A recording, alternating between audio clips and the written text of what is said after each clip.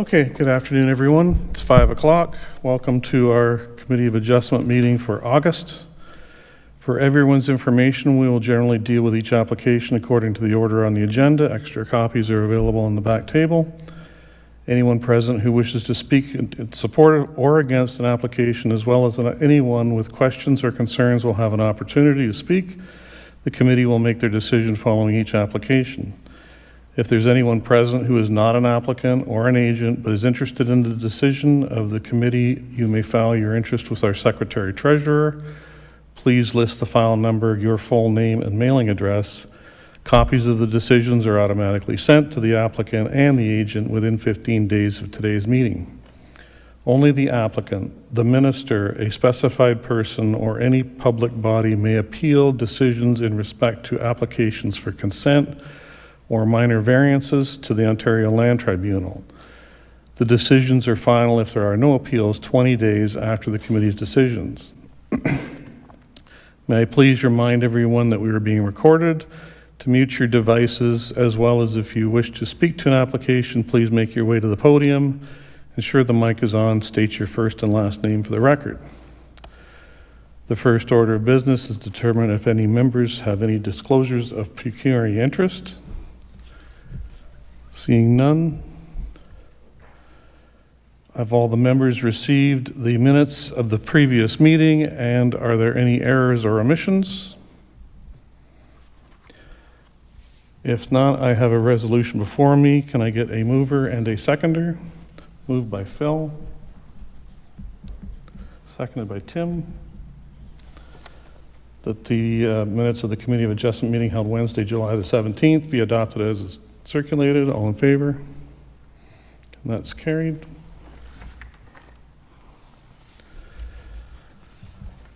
Our first application for consideration is file number BNPL 2024-191 in the name of Madeline Saul, and the planner, I hope, is on line with us, and she can give her report, please.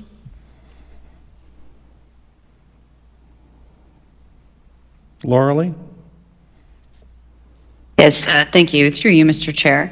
Would you be in a position to have the Secretary Treasurer share our PowerPoint display, or would you prefer that we share that directly for you?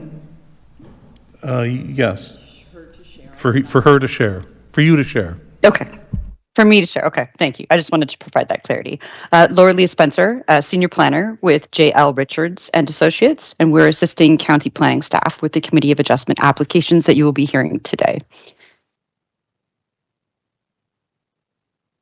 Just share my screen, just one moment.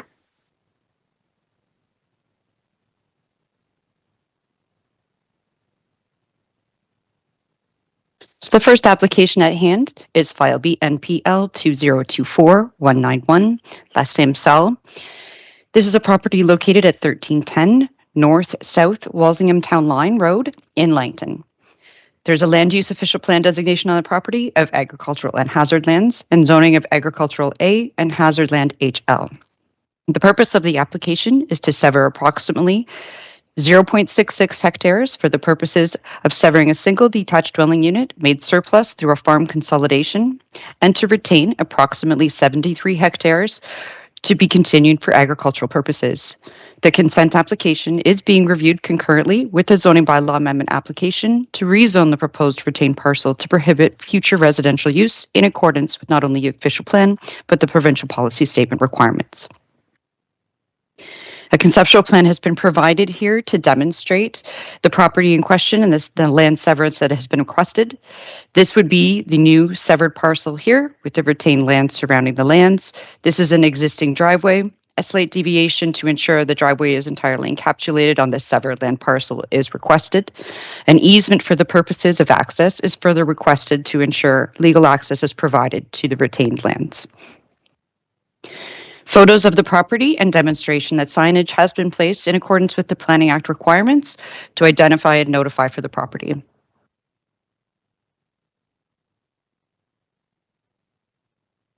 In addition, this application has been reviewed by planning staff It has been reviewed by building department and all the other authorities having jurisdiction, including Union Gas, Engineering, etc. Those have been denoted and within the planning report. The recommendation is that provided this application is reviewed concurrently and a condition of consent does require the rezoning of the severed parcel, the retained parcel rather, to ensure that no single detached dwelling unit can be constructed on the property in future. Planning staff recommend that the application be approved in accordance with the condition sheet.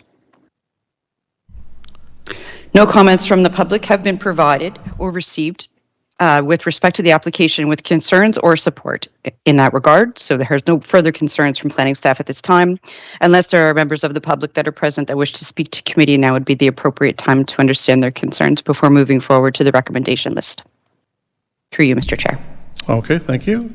Any questions of the committee to the planner? Councillor Van Passen?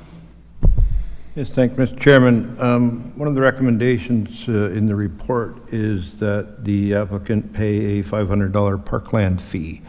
And I don't believe that is applicable because there's no new dwelling there, so I wonder if that condition should be lifted.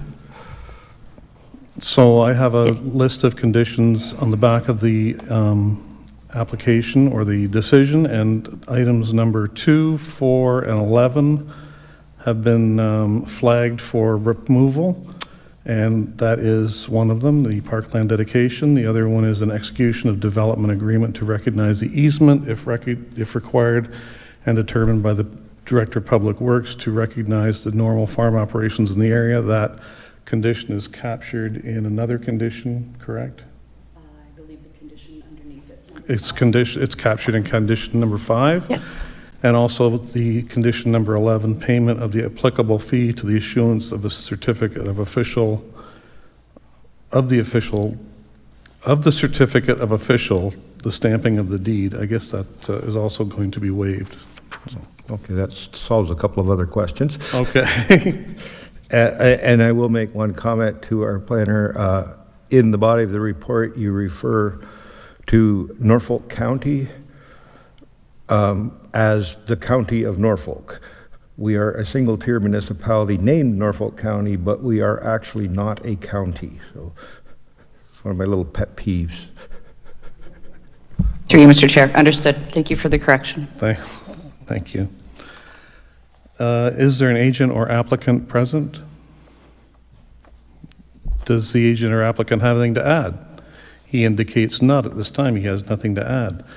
Does the committee have any questions of the applicant or agent? Being none, is there anyone present online or in person that wishes to speak to this application? Seeing none, what are the wishes of the committee? Councillor Van Passen. I do have one more question. Okay. If I understand the application correctly, there's currently a hydro line that crosses the severed portion and still leads to the retained portion. I don't think Hydro 1 will let you do that. So do we need to get a letter from Hydro 1 that all their conditions have been met, whatever they may be? Because I do believe that they're going to want a separate service to that retained portion. Would the planner like to comment? Oh, just a minute. Mohammed. Through Mr. Chair, yes, I think they have to contact with the Hydro and they will let them know what will be the process, whether they will require for a separate connection or there'd be a Hydro easement, but that will be through the Hydro, Hydro 1.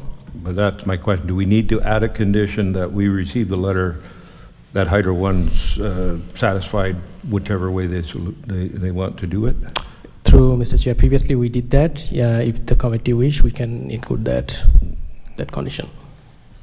So if the Secretary Treasurer just note that there'll be a condition added to regarding Hydro 1 and their easement to the retained lands.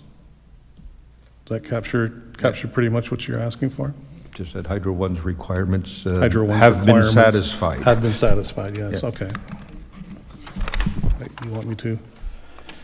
So we will make that, I'll just put that in as condition 12 since we struck on a couple of others, but anyway. Hydro 1 requirements.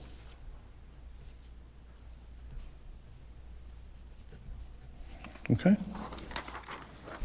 So again, the wishes of the committee are, can I get a motion? Adam? I'll move to approve with the Okay, conditions. thank you. And a seconder, please? Linda? So file number BNPL 2024191 in the name of Sean Earl, or Madeline Saul as the applicant.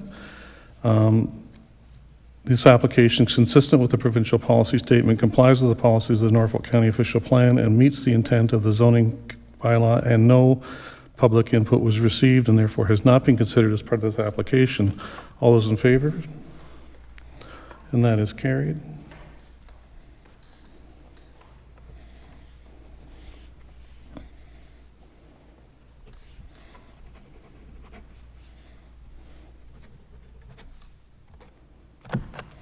And approved. Okay, next up is file number BNPL 2023140 in the name of Madison Colleen Gilbert and Joshua James Gilbert, and the planner can give the report, please.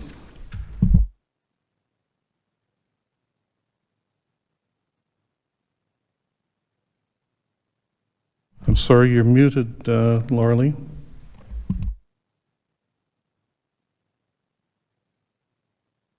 Go ahead. Sorry, through you, Mr. Chair. I just need a moment. This slide deck reversed on me, so I'm just going to rectify that. Just be one moment. Okay.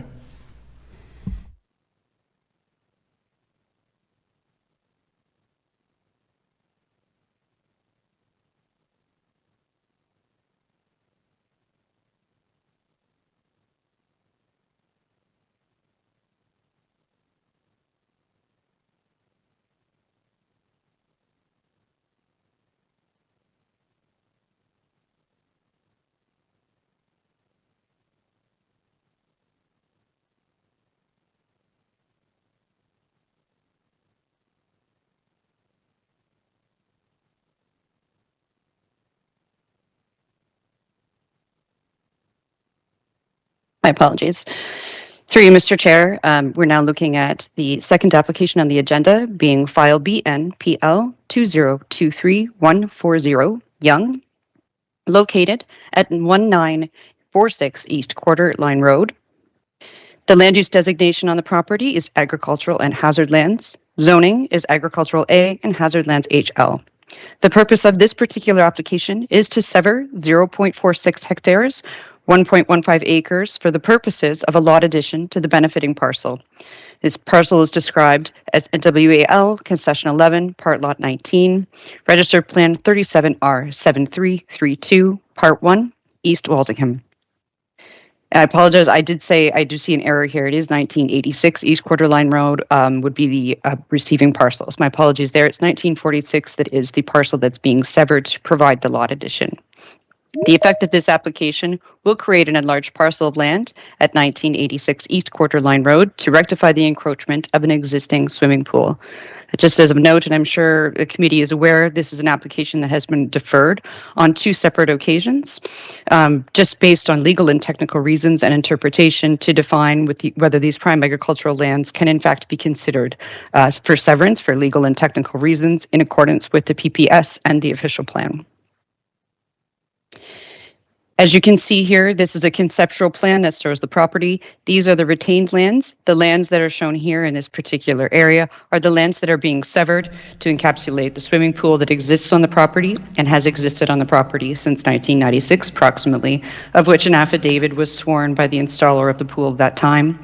The sliver of land that also seems to be surrounding the property here is also to accommodate some existing sprinkler lines that exist on the subject lands to rectify the matter completely. Laura, can I just interrupt you to share Yes, the screen? absolutely. To share your screen. Oh, I'm sorry. We're not My seeing apologies. the Councillor Van Passen. That's hardly helpful. I'm sorry. Thank you, Mr. Chairman. Is this a new application or has it been deferred? This is the third time this has come back, I think. This is the famous That's correct. swimming pool then, application.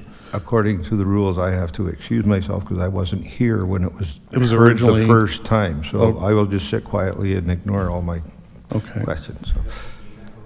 Yes, but we'll still have a quorum. Well, you could have been here because you were on the community adjustment 2 years ago, right? No, it's more recent than that, but anyway, yes. Started July 2023. Yeah. So, but we'll still have a quorum, so go ahead. Okay, Lorelei, go ahead, thank you. Yes, thank you, through you, Mr. Chair. I'll just provide this concept map, the context, so you can see the property in question.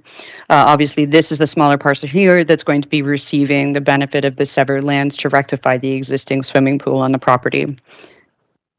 As you can see, this is more of a conceptual plan that provides just a more basic layout to show you that these are the severed lands coming from the surrounding adjacent lands that will rectify the issue of the sprinkler lines that exist on the property and the pool that has existed since 1996. This is the signage to show that notice was provided in accordance with the Planning Act requirements.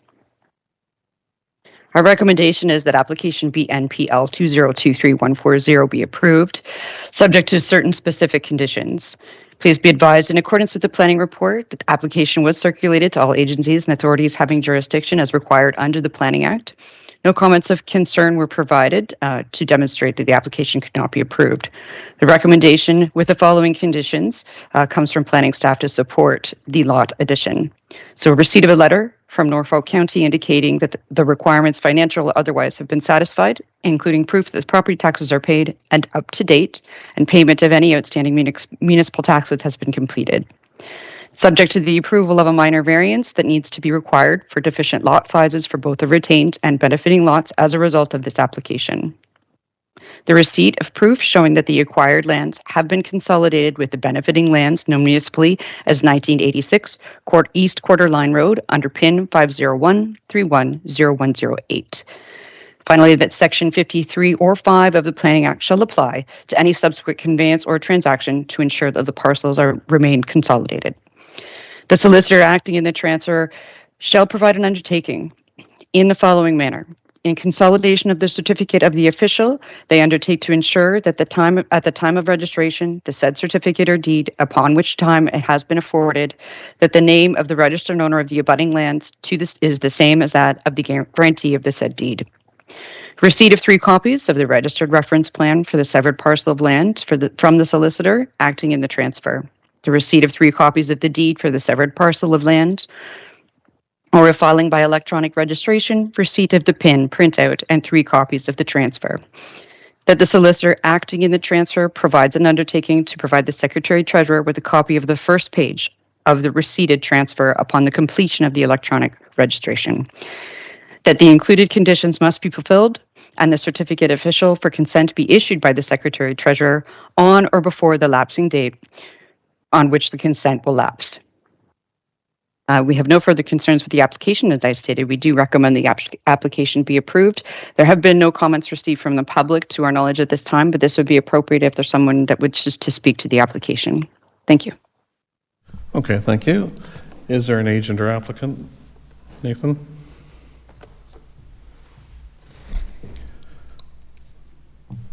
Thank you. And through you, Mr. Chair, Nathan Colomé, Brimage Law Group. I am the lawyer for the applicants, the Youngs.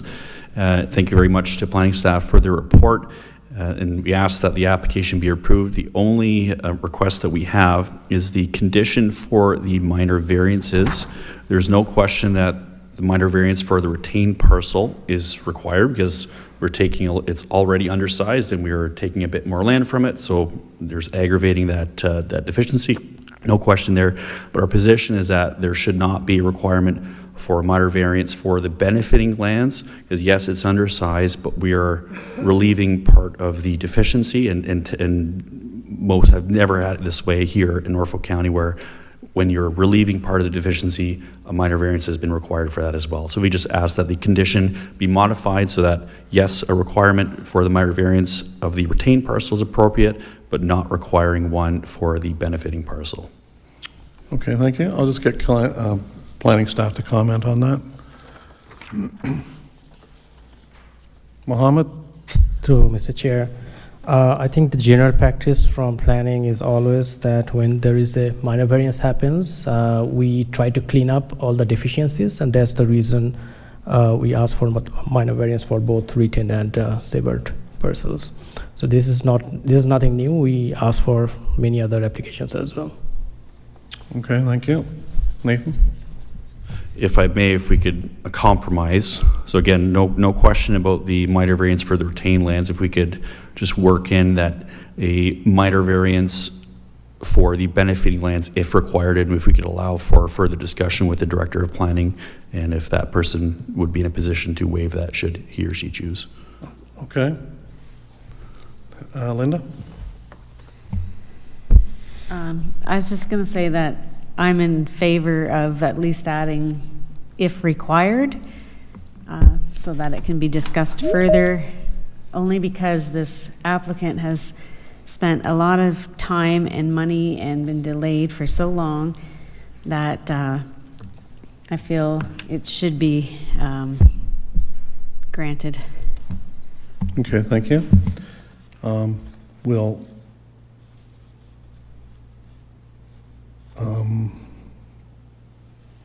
I tend to agree as the chair. I'm going to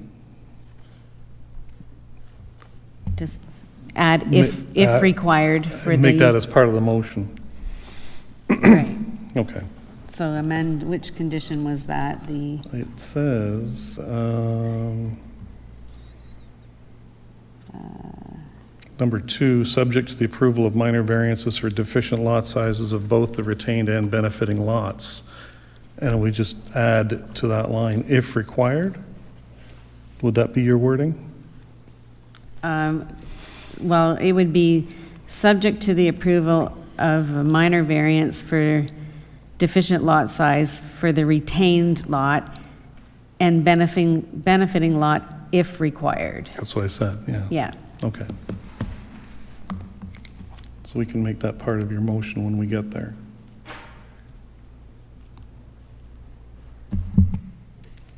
Okay. Is that all you had for the time being? Subject to any questions, that's all. Thank you. Okay. Any questions of the committee to the agent? Looks like none for now. Is there anyone present online or in person that wishes to speak to this application? Hearing none. The wishes of the committee are? Linda? I'll move to approve, subject to the amended conditions. Subject to amended condition number 2. Yes. That meet your satisfaction, sir? Thank you very much. Okay. Seconder, please. Phil. So file number BNPL 2023-140, Madison and Colleen Gilbert, Joshua James Gilbert. The application is consistent with the provincial policy statement, complies with the policies of the Norfolk County Official Plan, and meets the intent of the zoning bylaw. No public input was received, and therefore has not been considered as part of this application. All those in favor who are eligible to vote, that's Tim, and yeah, so that's unanimous.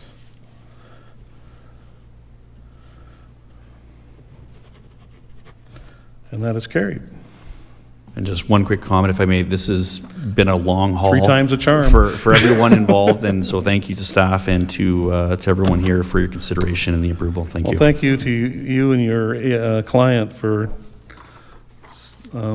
their patience. Sometimes it takes a while for us to get it right, and looks like we did. Thank you. Okay, next up is file number ANPL 2024-183 in the name of Peter Vanderplaat and Jane Vanderplaat. And the planner can give the report, please.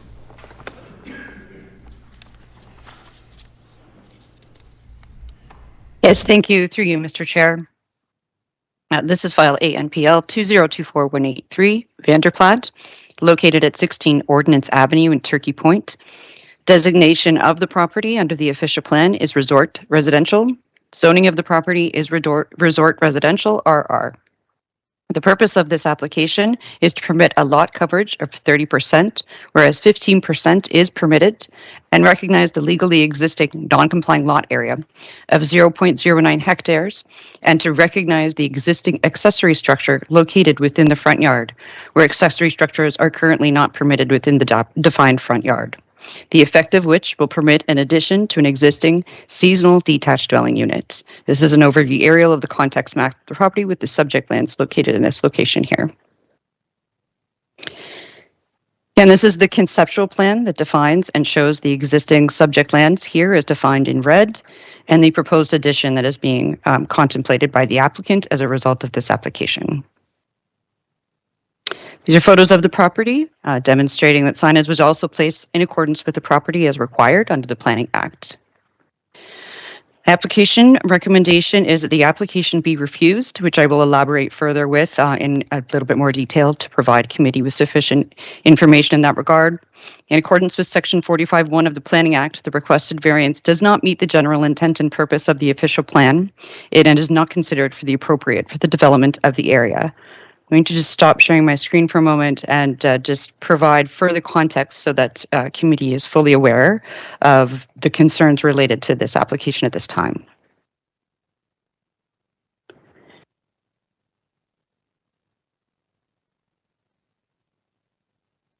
Through you, Mr. Chair, the application was received as noted for a minor variance to seek the relief of the lot area and lot coverage. Issues related to the application have been reviewed to define whether or not the application can meet the 4 tests of a minor variance.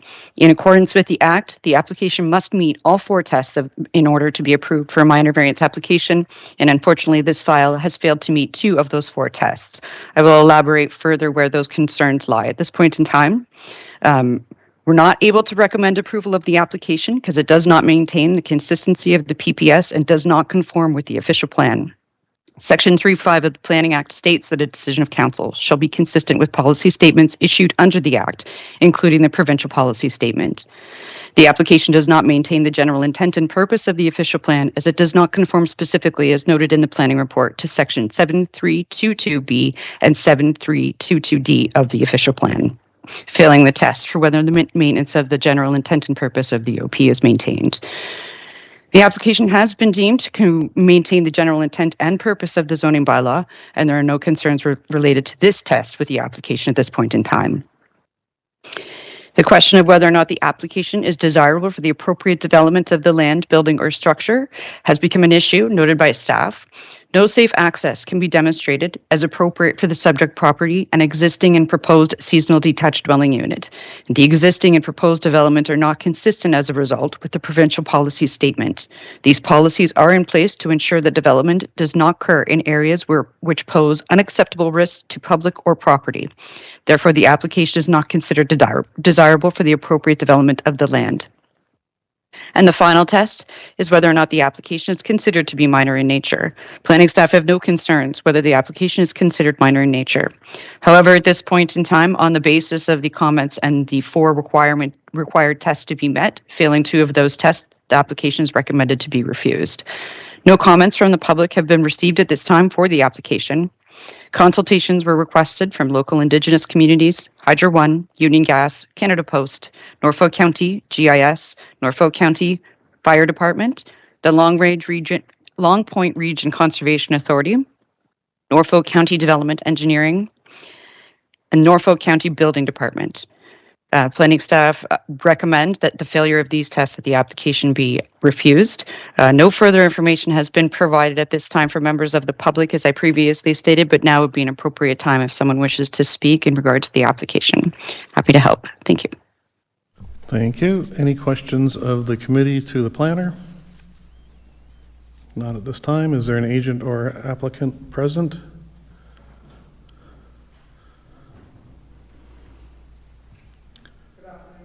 You have to just hit the button on the right. Good afternoon, Mr. Chair, committee members, planners. Darrell Hagan, representing the owners at 16 Ordnance Ave. I'll just quickly address the comments from the planner. I feel this application is very minor in nature. This is a very small one-story addition to an RR zone that is existing. The actual residence portion is only going to be 62 square meters, approximately 670 square feet. The remainder is a garage attached. Will provide parking for one of the required parking off on the property of the owner, and there is also room enough for 2 more spots. So this is, the square footage, of course, is minor, and it is really only to move and increase a living room area and family room area in the existing, and we're reducing the number of bedrooms. They won't be increased at all, or plumbing. The remainder is a garage, of course. From a builder's point of view, this is one of the easiest sites in Turkey Point to build on. It's one of the highest existing elevations. The existing cottage is already at the required elevation of 176.8. Therefore, we'll have very minimal change in existing grading, so runoff will not increase. There has been a new grading plan has been completed as recently as yesterday. Any existing, there has been a shed that has been moved on. That is only to remove anything from the cottage to store. There was an existing shed there on the property. Both of them are now going to be removed when the new garage is erected. They don't really like the sight of them. There's one single variance that is required, is asked for in the permit, of the 30%. Of course, that is, as we know, much less coverage than many other lots are. And of course, many of them on Ordnance Ave, I have built, and I understand that.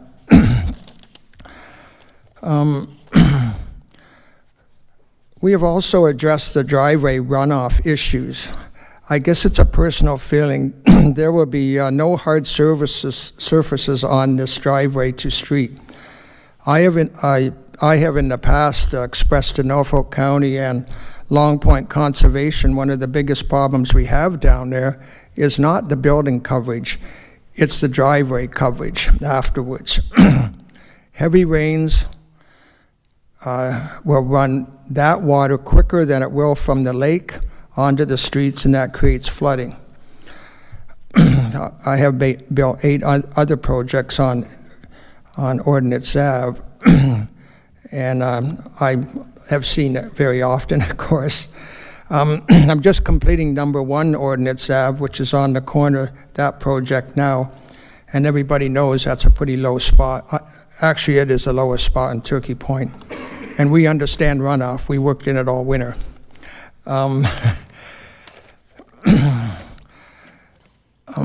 When I look at the consultation list, I find that all comments are either no comments or nothing negative.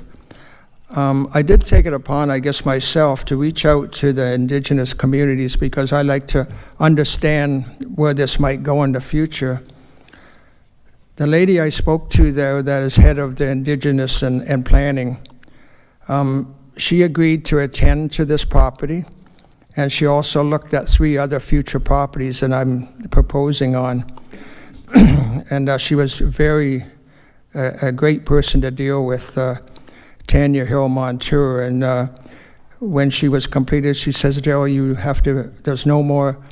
will have to do no studies on this property. Everything is fine.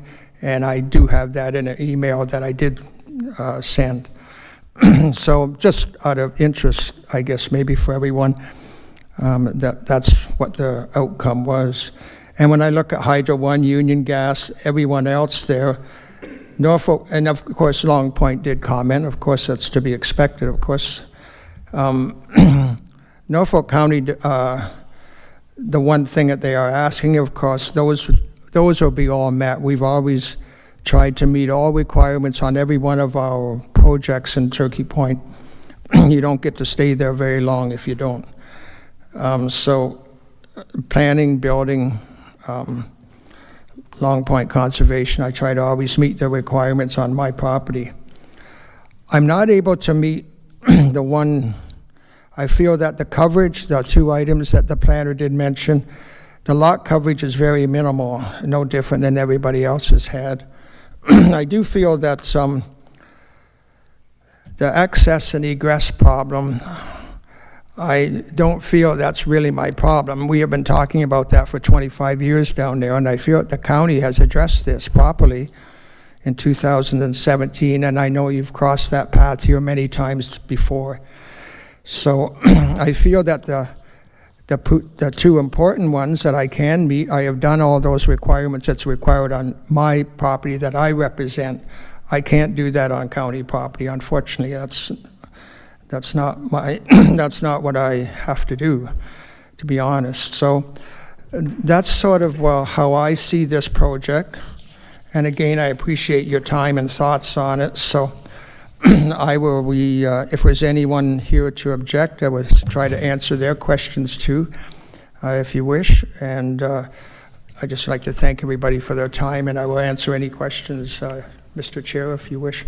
Okay, thank you. Any questions of the committee? Adam? Thanks, Chair. Daryl, thanks for the clarification. I think one of the stumbling blocks here for the planner in giving the recommendation to proceed is the concerns raised about the flooding and the safety access. Could you address that for everybody? With which? The access for emergency services. I just want to, I'm not trying to put you on the spot, but I think Yes, while you're no, up that's here, fine. you should maybe address it, because it's that's curious to all of us, and I know that Norfolk County did address that, and I feel that has satisfied past applications. That yes, there's obviously only two ways out of Turkey Point. I feel that they have also addressed this on one of the streets. Where they have a gate that can be open. What's the name of that street, Linda? It comes out to the public. Yeah, and that can all be opened up too, to allow a second access into the back. I guess there's only a certain number of roads until those are rebuilt or raised up. And like I said, I feel I do my part on my lots, and I raise them to the area.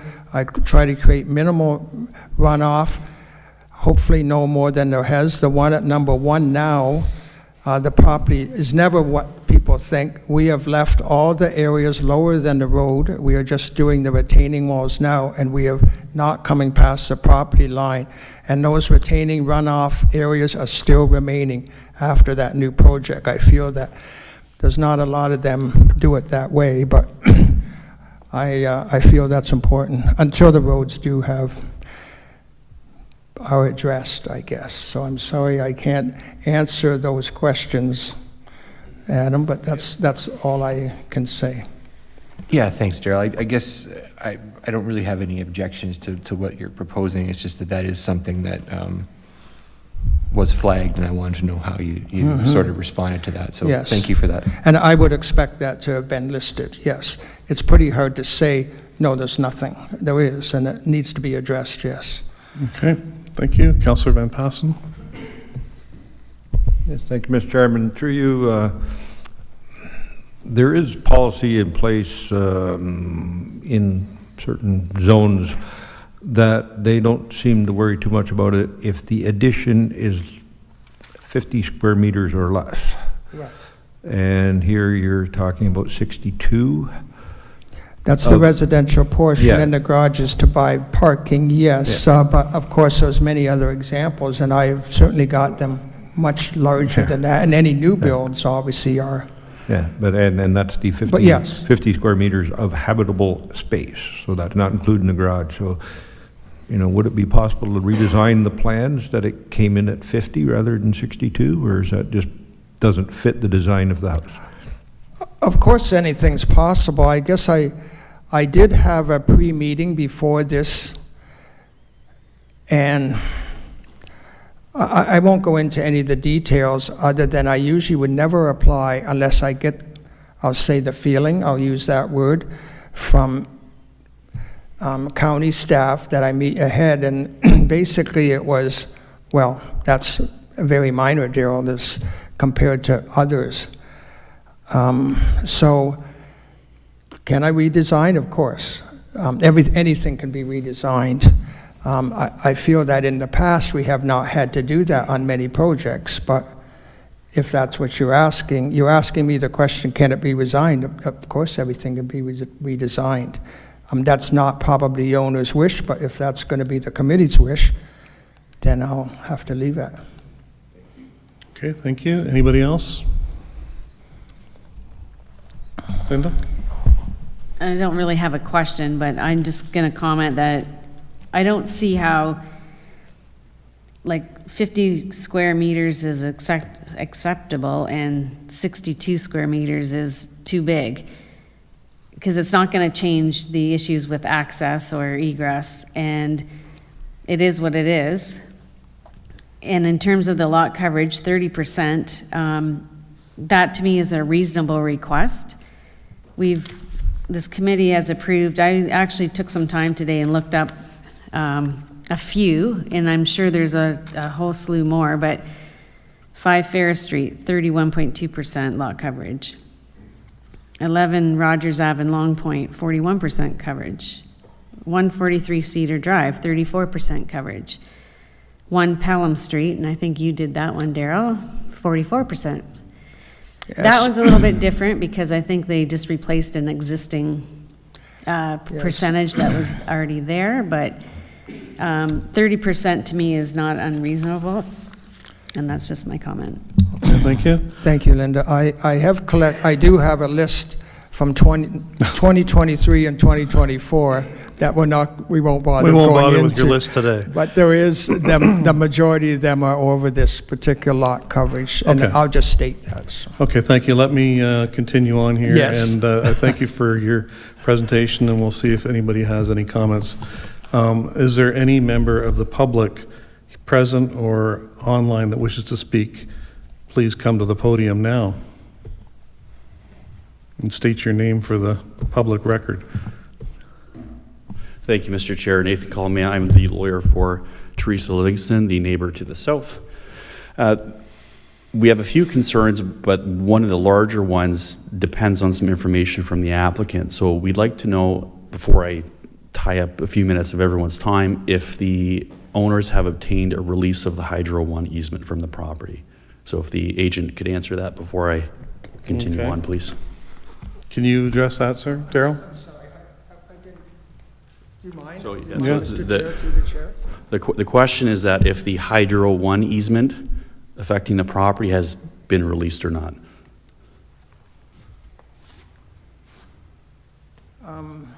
Can I say directly to that? I do know I have done many along on that side also, on the Street side, and that was resolved when that new line was put in, and it has all along there, and that is, on the new survey, that easement that we are not going to be encroaching on is part of the owner's survey, and it has no indication on the most recent survey that that hydro exists. Now, I do have others that I will say at the other end of Cedar, down in the 130s, 139s, that easement still exists, and I do have some proposals that we're speaking to Hydro One about.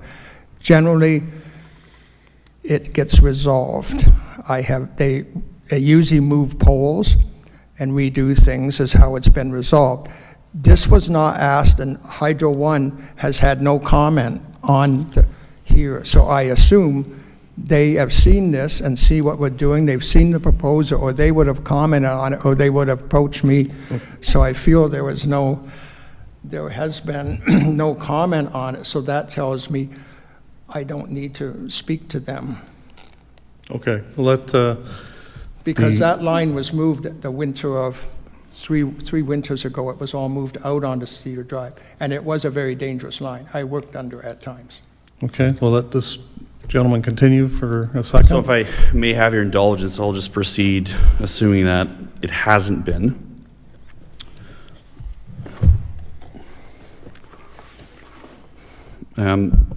So on behalf of Mrs. Livingston, we ask the application be refused. So one of the big things that was not shown at all in this application is the easement affecting this property. So if you take a look at the title to the property, and just to triple check, I did a title search today, again. So the legal description for the property is Lot 81, Plan 128, Part Lot 82, Plan 128, Part Lot 12, Turkey Point Marsh in front of Concession 8 Charlottesville, Part 70, 37R 5296, and Part 1, 37R 6205, subject to NR 868, NR 486835. Well, what is that? That's the hydro easement. Okay? And so if we take a look at the terms of the easement itself, one of them is that the grantor, so now the current owners, hereby agree not to erect any building structures or other abstractions of any nature whatsoever, or pile materials of any kind on the right-of-way except fences not exceeding 2 meters in height, or change the grade of the right-of-way without the consent of the grantee. So that would be hydro. So the issue is that the easement is huge. If you take a look at the plan, now it's kind of hard to see here. So I've highlighted this area on the property. This is the area of the easement, okay? At its shortest, it ranges from just over 36 feet wide, and its longest, just over 37 feet wide. And if you look at the concept plan, that's more or less the entirety of the backyard. And we know that hydro will require it to be released because the Livingstons had to do just that. It took about 2 years to obtain that release. So, and how it affects this application is that they have no room now. Unless and until they obtain the release of the easement, they can't do anything, and they have no other room on the rest of the property for septic, for grading, anything else, because they can't touch this easement portion unless and until they've obtained a release of it. Now, the fact that Hydro One hasn't commented doesn't mean that they've waived this right, because if they would have released the easement, it would be a registered instrument on title, or the owners would, maybe if it just hasn't quite been registered yet, but they've obtained the release in writing from the the Hydro Authority. So the project simply can't work as is currently proposed. And then another issue is too, it affects our analysis. I would question whether the easement was disclosed in the application and whether staff had a fair opportunity to see if there would be any implications affecting the application or not. Now we simply don't know. Can I ask you a question quickly? Yes, please. This plan that we have, that the planner has put up on the screen, where is the easement in relation to this plan that we can see, whereas your map? So if the closest thing is if the... Is it on the Livingston side of the lot or the other side of the lot? It's on the lake side. So if you look Oh, the lake side, I'm if you look sorry. at the zoning map, I've highlighted, I know it's hard to see on my highlighted copy, but if you look at in the report, it's that there's the 81, 82, and then that sort of portion that runs north-south. Okay, So that's the easement area. It's 36 feet wide Okay. and 70 feet plus long, right? okay. And so the property already has flooding issues. There's flooding in the front, even on a very modest rain. So if we really have no room at present to put any kind of septic and do anything different to the property, the relief shouldn't be granted. And I wanted to add one final thing, is that, sure, there are other properties in the area that have obtained relief in excess of 30% lot coverage, but it flies in the face of the applicant's own beliefs. So they provided a letter to planning staff when the Livingstons were going through various applications. And so this was a letter addressed to Hannah, and just two excerpts I wanted to point out. And I quote, "With respect to request for relief of 13% from permitted lot coverage of 15% to 28%, we object due to the excessive size and location of the proposed expansion to the existing footprint." And then another point, "Therefore, with respect to this application, we asked the committee to consider the following. Number one, with respect to the relief from lot coverage from 15% to 28%, this is almost twice the permitted coverage and excessive development for this small property. The applicant should modify plans to maintain the current cottage footprint.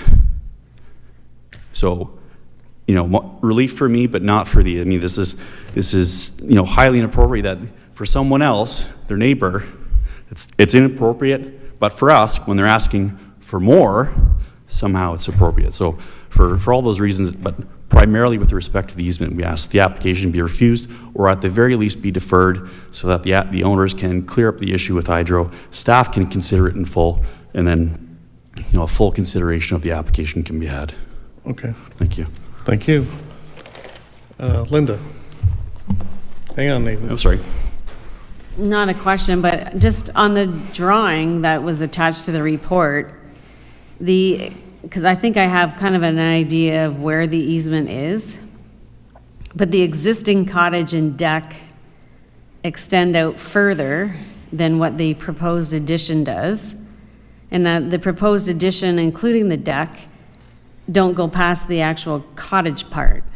So there's even a deck that goes further out on the existing. So if the existing cottage and deck are not encroaching on that easement, then the addition wouldn't be either.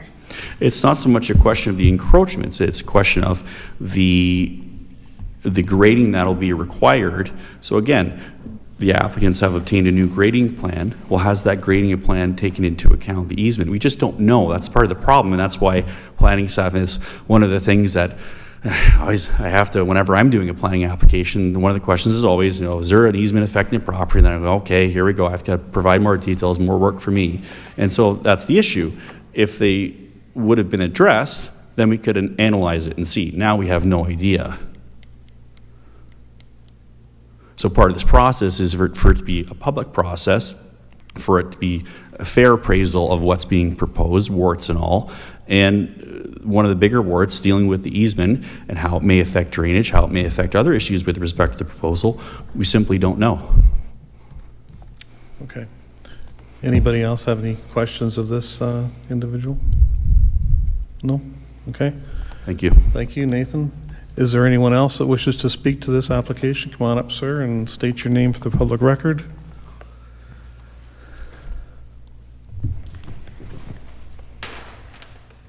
Hi, I'm Jerry Livingston. My wife owns the cottage right next door to it. Yep.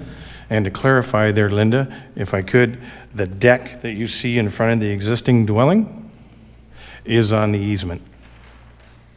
And the easement runs basically, if you look at, I do have, if you care to see it, I can give you a site plan that we had for our property.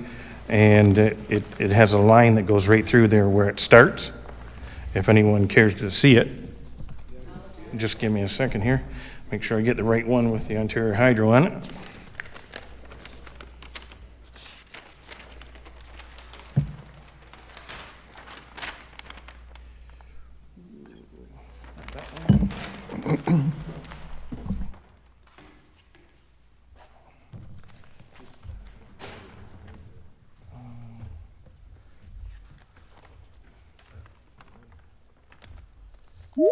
Nope. Yep. Nope, that's not the one.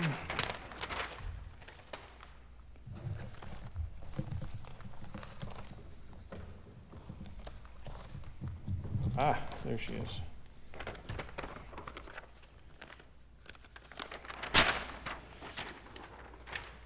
make it simple for you, Chris, maybe you can explain it to her better. It starts right here, goes right across in front of our place, it goes right across in front of their place. It starts with this whole thing is all easement. And that's this same deck. Exactly, that's it, yep, yep. Basically, when they took the hydro poles out, they put the dynamic beach line right in the damn same spot. So, does anybody want to have a minute to look at that and ask questions at all?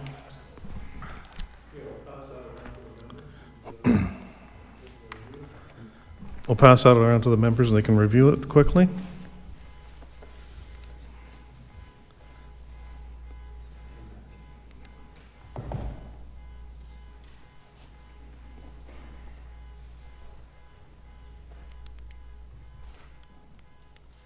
Boy, I hope that's not my car out there. Me too.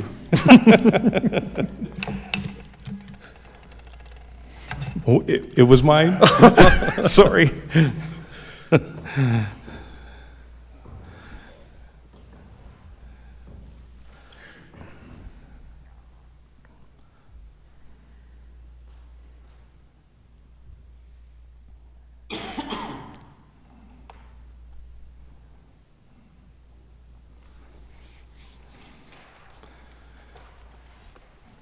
And working with Hydro, it's about a 2-year process to get that easement lifted. And money.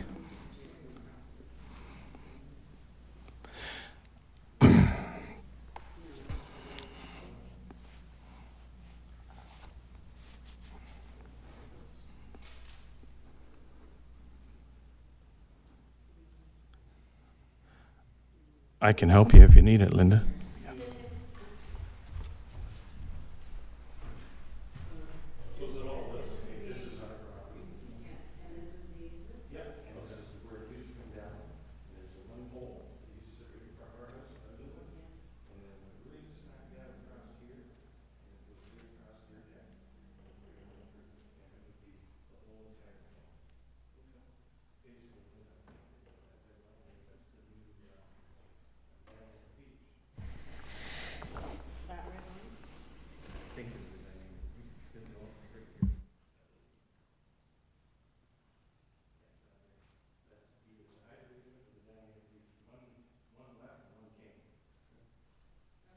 Okay, so all the members have had a chance to review that. Any, does anybody have any questions regarding that? Not right on it, it's a little bit shy of it.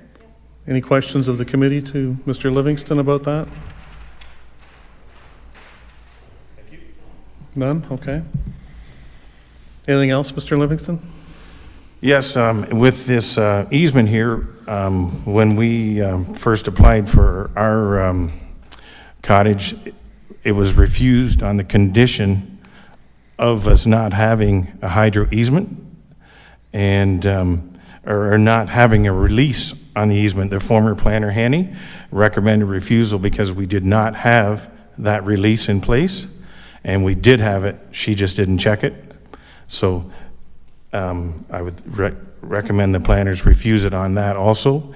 As and then question I don't know, does the lot coverages change now that that's unusable space, that you can't touch it? I read the easement and it says you can't place anything on it, you can't change the grade, you can't do anything. And the one deck that is in front of the existing cottage is on the easement already. Okay. And then also, I heard Daryl mention that there was another shed on the property, and I think they're calculating that as structures on the property there. I only see one structure on the application that's in front of us is the dwelling, and then the shed up at front they're using for their lot coverage. There are 4 sheds on that property in addition to the dwelling. We'll get him to clarify that. I did hear him mention something about removing some structures, but we'll get him to clarify that. Well, one was just placed there within the last month or so, Okay. fairly large one, and they infilled gravel, built it up with gravel, and I can show you all the pictures. My wife has all the pictures, and all the water from that newly built shed that was just placed there, all the water from the eaves or from the roof runs right onto my property, directly onto my property, and it's only, the whole building itself is only inches away, and that wasn't in the plan. Also, the pergola that I can show you on this survey here, also it's on my site plan, is not shown on any on this application that's before us today.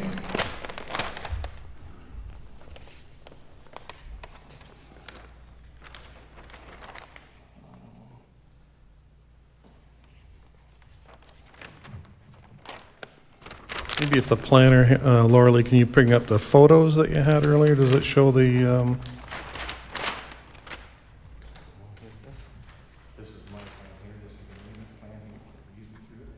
We have our pergola right there, and there's also another shed here, another shed here, and another shed here. I don't see any of those existing sheds. I know he mentioned that he's going to remove some. I find it hard to believe that he's going to move a new pergola that he just put up and put a brand-new shed that he just put up a couple weeks ago. And there's no clarification on that. And also, if you don't think that the easement affects, well, yes, it does, because we haven't seen the grading plan yet, so we can't say exactly how it's going to work and how everything's going to grade. But the elevation on the other side of the house drops off drastically, so it'll have to be infilled, and then the grading has to change because you're right on the edge of the easement. And also, there is severe flooding in the driveway of that place. Every time, and we have photos if you care to see them at all too, every time you have a minor rain, the entire front of that whole property is covered in water. You can't enter, you can't exit, it's below water. You have to sit there and listen to the water all night long as the cars drive by. Doesn't bother me one bit, but for safety, I don't think it's a good idea to have an entrance right there. And then I also infilled the cottages 2 down from it, and they had their garages are below the road, and we had to infill gravel in there so they could get across their parking lots. They're all wearing rubber boots, and the next 2 lots down. So any water that comes from this property is going to go down. They can't go on the easement to get around. So if it does come around that cottage there, it's going to go right around, and it's going right through, right underneath their cottages, right underneath their garage floors, come back out, and the water's going to completely circulate right back to his driveway. Okay. There's no drainage there. Okay, I'm going to allow Daryl to respond. Yep. And I thought when you did an application, the application was heard on the existing buildings that are there, not ones we're going to move. We have no right in writing what building is going to be removed at all. And in my opinion, these calculations for lot coverage are totally false. Okay. I like the new calculations prior to. Thank you very much. Okay, thank you. Mr. Hagan, you can respond if you like, please. I think there's 3 things I need to address here. One is hydro, I guess we'll start with that. In the past, when the old line came across everybody's property, or behind everybody's property, I guess I should say, on Cedar Drive, it came out across the center of the Livingston property and was right over top of their cottage at that time. Once that was moved,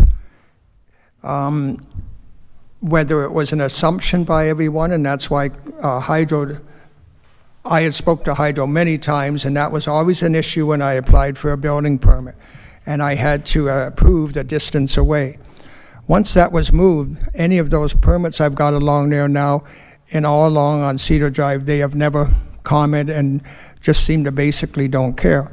I'm certainly not disputing what Mr. Livingston had to do, but I'm only saying what I'm observing and what I've been asked for in the past, and it has not been anything from Hydro One, and I apologize for that, but they have never commented.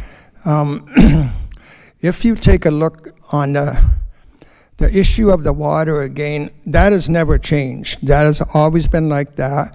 That property naturally drops off that way. The water does not come from them. It comes from up the street from everybody else's property, not just his property. That's for sure. We will not be changing the property grading at all. And the new grading plan, which does not have to be presented until I apply for building and Long Point after this process has been done, certified engineer, and it will work.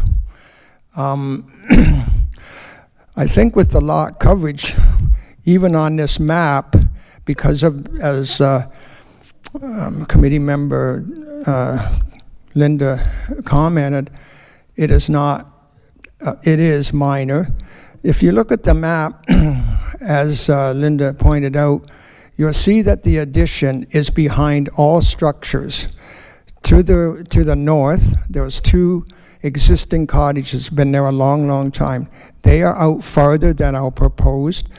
The existing cottage is out farther than proposed, and I cannot comment now on, I can't see the rest of Livingston's, but we are not going beyond where anything ever was for decades. So I feel that the encroachment is not there.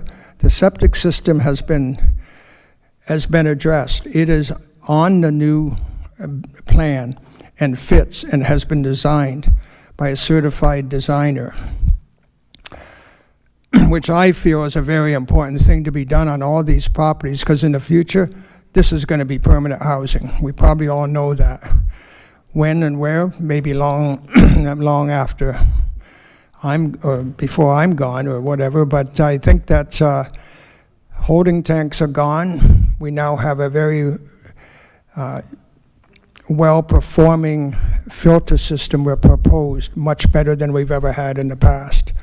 If these aren't changed, and they get changed because of proposals like this, then we are going to have those old holding tanks that are probably not performing exactly. We have seen them over and over, leaking, so they do need to be removed, and this is how that happens.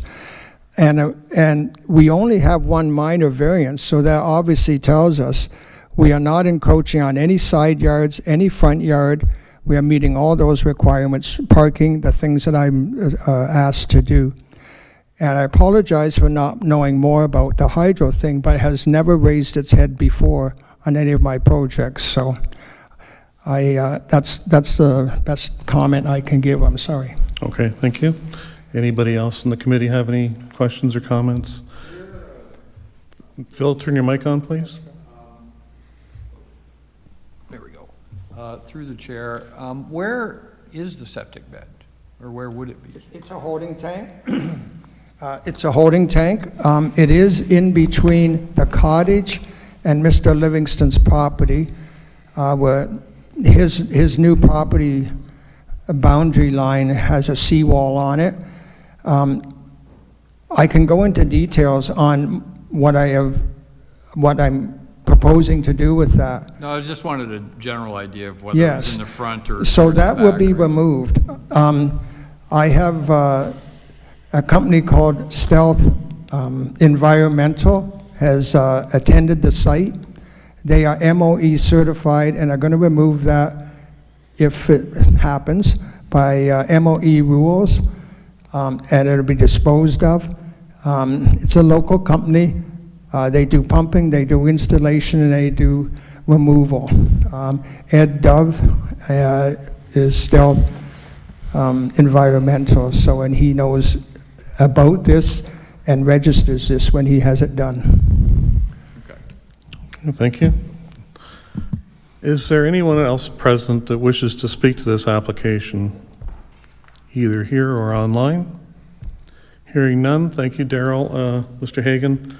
Thank you for your time. Thank you. Thank you very much. We'll proceed with our decision-making here. Anything from the committee? Councillor Van Passen. I would just wonder if there's any comments from our staff or our planners on Yes. this issue about the easement there. Yes, please. Laura Lee? If I may, through you, Mr. Chair, we were not made aware of an easement on the property. However, the technicality relating to an easement and the inability for you to conduct works within a defined easement is entirely correct.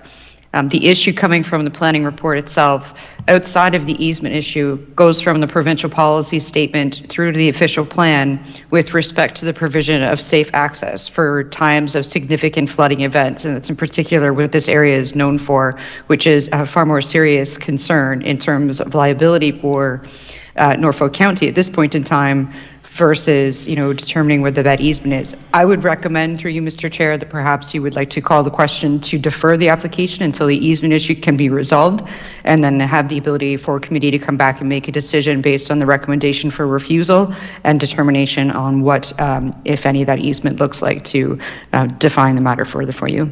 Okay, thank you. And I'm just going to get sorry, Mr. Hagan, if I can Yes, get you to yes. sit down. Yes, of course. If Mohammed would like to comment. Through Mr. Chair, I would probably second what Laurel said, but I also add that I can see from the drawings we received that there is a filter bed on the easement area. So I would suggest that we also get a full drawing that shows where the holding tanks or the filter bed and any other related items are located on the property. Okay, thank you. Anything else from the committee? Councillor Van Passen. Well, just one other comment, like one of the recommendations in this report is that it be refused because of the safe access. And like, I don't know how many times we got to go back to this, that the Conservation Authority sends, staff from the Conservation Authority sends comments, but we have Resolution A/78/17 that the requirement for safe access is deemed to be satisfied by Norfolk County's safety strategy for the Long Point and the Turkey Point areas. So, like, which one is it? They can't keep complaining about that section when the board has already deemed it to be satisfied. So our planner might want to check into that a little further or discuss it more with the LPRCA staff. But I get frustrated when I keep seeing recommendations based on improper information. Okay, thank you. If I may, through you, Mr. Chair. Sure thing. We did have a discussion with the Conservation Authority. So that safety plan that was established many years ago now was never approved by the province. So the board has made their decision to act as though it has been approved. The planning recommendation that we have to give you it has to be consistent with the requirements under the PPS. So there's two differing opinions here, but we also did discuss this with the ministry as well. So it is in fact not in full force and effect, and they're using that as an example, and hence their issuance of permits. But if you read through their comments, they also admit that it's not consistent with the PPS. So I think, again, it's a misnomer, and I can understand and appreciate the frustration, but it is an issue of safe access over the long term. Okay, thank you. What are the wishes of the committee in this case? Linda? I'll move to approve the application. Okay.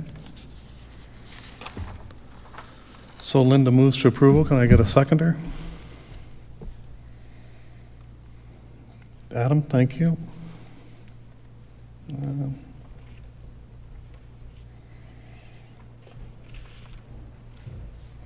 So file number AMPL 2024-183 in the name of Peter and Jane Vanderplaat, that the application be approved in accordance with section 45(1) of the Planning Act, and the that application AMPL 2024-183 for relief to permit an addition to a seasonal detached dwelling be approved as, sorry, there's a blank here. Yes, you have to have a reason. Oh, we have to have a reason to approve. Councillor Van Passen. Thank you, Mr. Chairman. If I was to put forth a motion to defer it, would that take precedence over the motion to approve? I believe it would. Because, based on some new information and even based on our own planner's recommendation, I think the deferral would make much more sense, and hopefully an answer can come back very quickly from our staff, but I just don't quite feel comfortable without all the little details of the legal implications of this. So I would put forth a motion to defer it. I'll ask the original mover. Okay, the original mover is okay with that, and the original seconder is okay for that also. So now we are looking at a motion for deferral, and there's really no debate on that. So I'll call the question. All in favor of deferral? And based on new information to come. Yeah, for Right? more information. Right? For more information. So you're in favor? So that's carried unanimously. And get the deferral stamp out.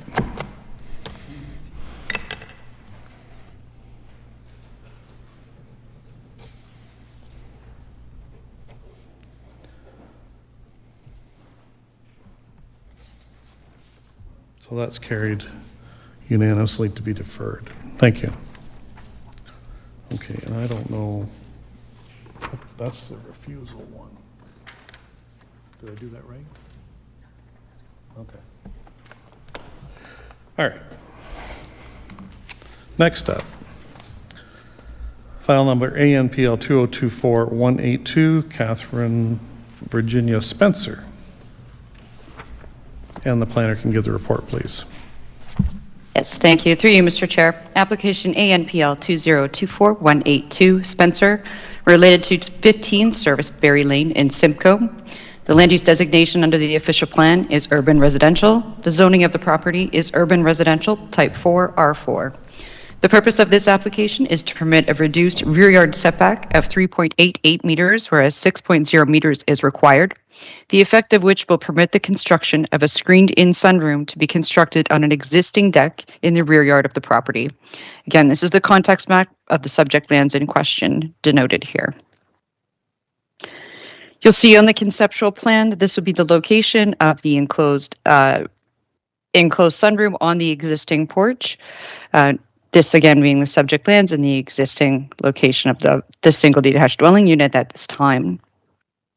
Photos of the property to demonstrate that signage as well was put into place in accordance with the Planning Act, and to demonstrate the location of where the screened-in sunroom would be at this point in time as proposed.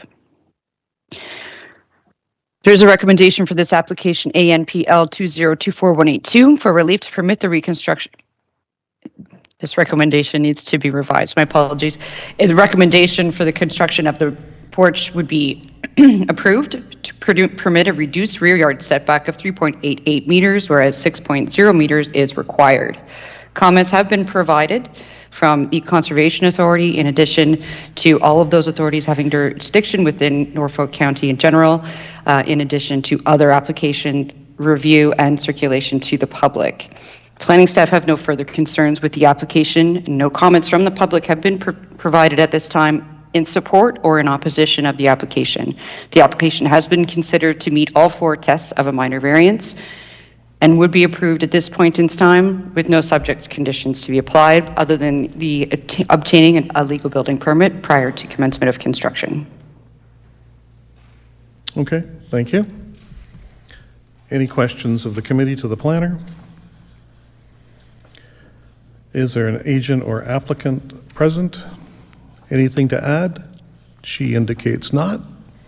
Thank you. Is there anyone present or in online that wishes to speak to this application?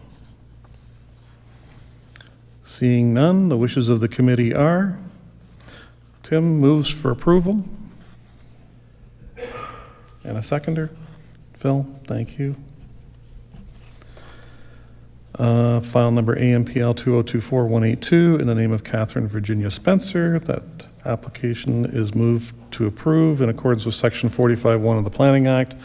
Application ANPL 2024-182 be approved as it maintains a general intent of the official plan. The zoning bylaw is minor in nature and is desirable for appropriate development in the area. All in favor? And that is carried unanimously. Thank you. Yeah. Let's take a 5-minute break, please.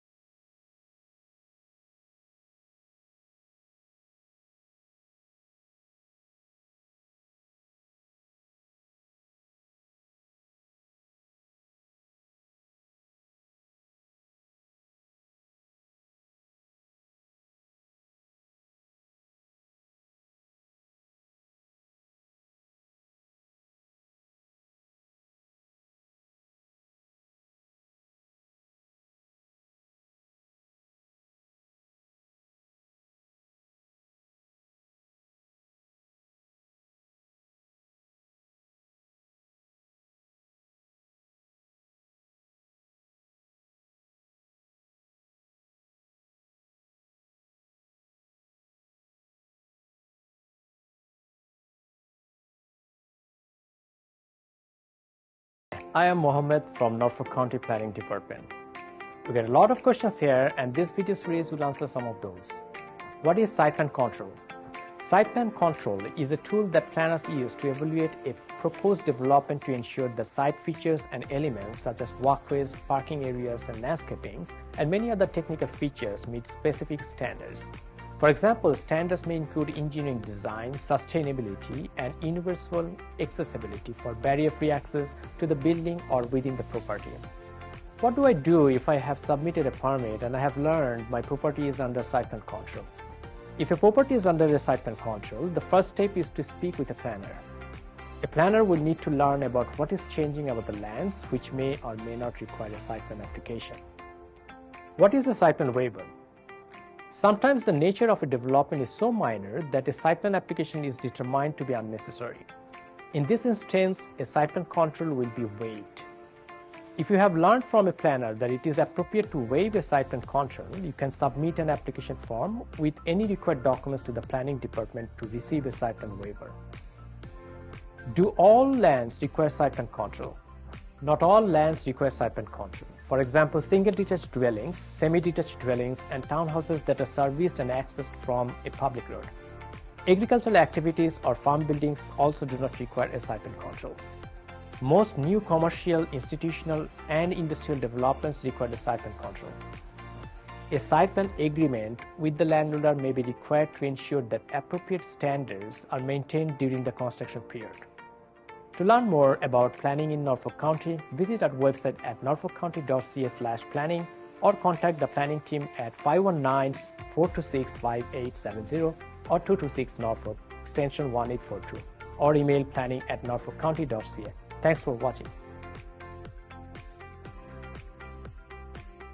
Hey Norfolk County! Whether you're a longtime resident, new to the area, or simply visiting, do you know about the many services provided by Norfolk County? As a single-tier municipality, we provide services that our community uses every day, including water and fire protection, curbside garbage and recycling, road and sidewalk maintenance, and so much more. We also provide services needed at unique times in life, such as a marriage or business license, or a dog tag for your new companion. And the unique geographic features in Norfolk County, from farmland and forests to lakes and wetlands, means we also provide specialized services ranging from drainage applications to tree inspections. Wondering how to contact Norfolk County? Start with Service Norfolk. Our friendly team of agents is here to help. Reach us by phone at 519-426-5870 or 226 Norfolk from 8:30 to 4:30 Monday to Friday. Calling about an issue after hours? No problem. We have you covered. Prefer online? Email askus@norfolkcounty.ca anytime, or use our customer service portal at service.norfolkcounty.ca and get a reply right to your email inbox. Want to visit us in person? Come to one of our friendly customer service counters in Simcoe, Monday to Friday, or Delhi, Tuesday to Thursday. Service Norfolk, connecting you to Norfolk County services.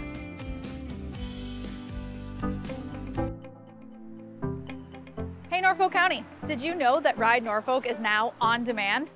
This means you can schedule Norfolk's public transit service to pick you up for appointments, shopping, school, or work. Ride Norfolk has partnered with Blaze Transit to offer on-demand pickups at all 95 stops across Norfolk, including this one. I booked my trip earlier today and my bus is here right on time. Since there are no fixed local schedules, you can easily book Ride Norfolk over the phone, online, or on the Blaze Transit app from your smartphone. Thanks, Charlie. You're welcome. Ride Norfolk's customer service team can help answer any questions you may have, get you started with the app, or book your next ride. By moving to on-demand, L2024-214 Yerrick, located at 107 Ordnance Avenue in Turkey Point. The land use designation of the property is resort residential under the official plan, zoning of the property being resort residential RR within the zoning bylaw. The purpose of the application is to permit a lot coverage of 27.4%, whereas a maximum of 15% is permitted. to permit a reduced front yard setback of 2.08 meters, whereas 6 meters is required, to further permit a reduced interior side yard setback of 1.5 meters and 1.2 meters, whereas 3.0 meters and 1.2 meters are required, the effect of which will permit the replacement and reconstruction of a seasonal detached dwelling unit on the subject lands. Again, for location purposes, on the context map, this is the subject property in question. Again, this provides you with an overview of the concept plan for plans for the property in terms of what would be recurring with the demolition and reconstruction of the seasonal detached dwelling unit. Photos to show the existing conditions versus properties adjacent to the subject lands, and signage to prove that this was provided notice on requirements under the Planning Act.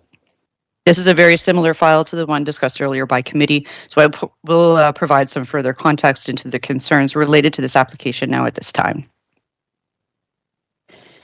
Again, the application is required under the Planning Act to pass all 4 tests of a minor variance, the first being whether or not the variance maintains the intent and purpose of the official plan.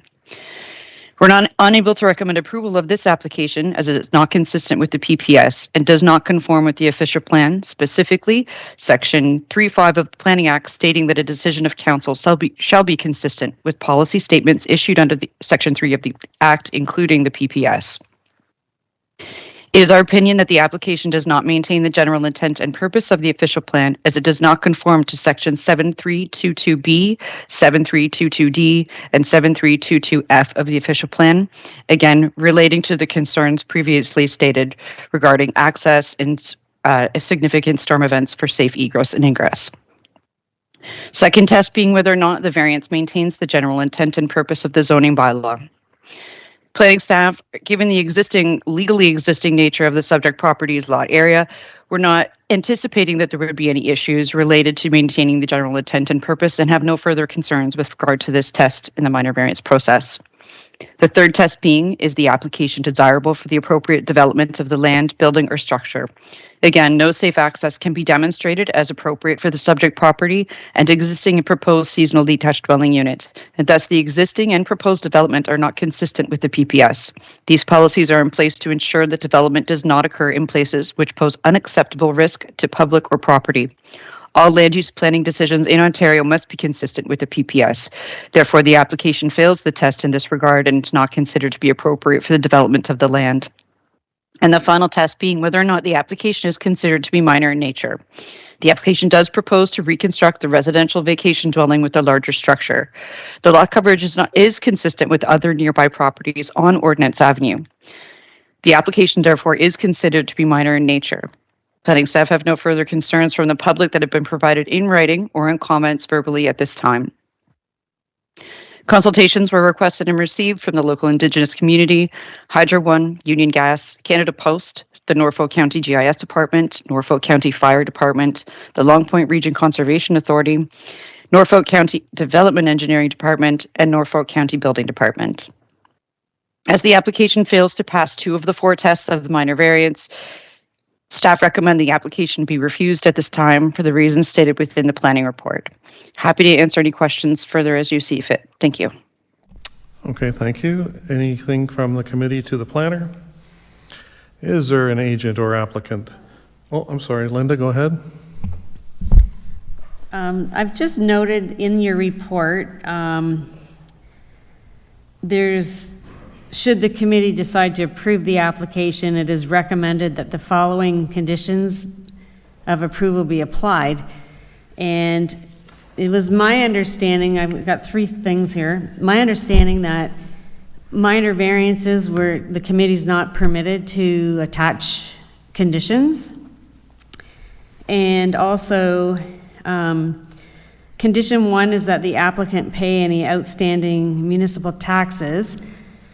And I believe the owner probably recently purchased this property, and the lawyers would have dealt with outstanding taxes during the land transfer process. That's correct. And then with regards to any and all permits from the Long Point Conservation Authority should be obtained prior to any development or site alteration. I don't feel that falls under the committee. to attach a condition like that, they won't get a building permit without Long Point permits. So to me, that's an irrelevant condition in front of this committee. Also correct. That's the cart Just, before the Dave, horse. We'll let, Yep, we sorry. haven't got to you yet, but we will. Yep. So those are my comments with regards to that. And perhaps Mohammed could clarify for me whether or not the committee can attach conditions to minor variances, because I believe we talked about it once in the past and we were told that no. Through Mr. Chair, generally we did not practice that before, but many municipality does that. It's not that it cannot be done. Since, I mean, we are now asking assistance from our planning consultant, they felt that to add these conditions, but in general, these conditions are a requirement in any way. So regardless if it is there or not, this condition has to be fulfilled in any way. Okay, thank you. Linda, anything? Okay, that's it for me. Okay. Anything else from the committee to the planner or planning staff? The agent can now address us. Thank you. Welcome, Dave. Good afternoon. My name's Dave McPherson. I'm the agent for the applicants, Mike Yerrick. You supplied some photos. Did you want them up? I did, yes, if Annette could put those up at this time. But since Linda broached the subject, I am going to ask that the committee strike both of those conditions. They're completely redundant. Condition number 2 is a requirement of a building permit, not a requirement for a minor variance. And condition 1, in all the variances I've ever done in my lifetime, I've never seen anything like that. So I'm just asking you to strike both of those. Okay, thanks. Okay, photo number 1 on the screen there is, or was, the existing cottage. Photo 2, that blank space in between those two cottages is where the original cottage was. I've obtained demolition permits for both the cottage and the detached garage, and I've had the existing cottage demolished, making way for construction of the new one. As far as the minor variance is concerned, I believe I meet all 4 tests in the Planning Act. And this is an extremely minor application. If you go to, the next picture, picture number 3.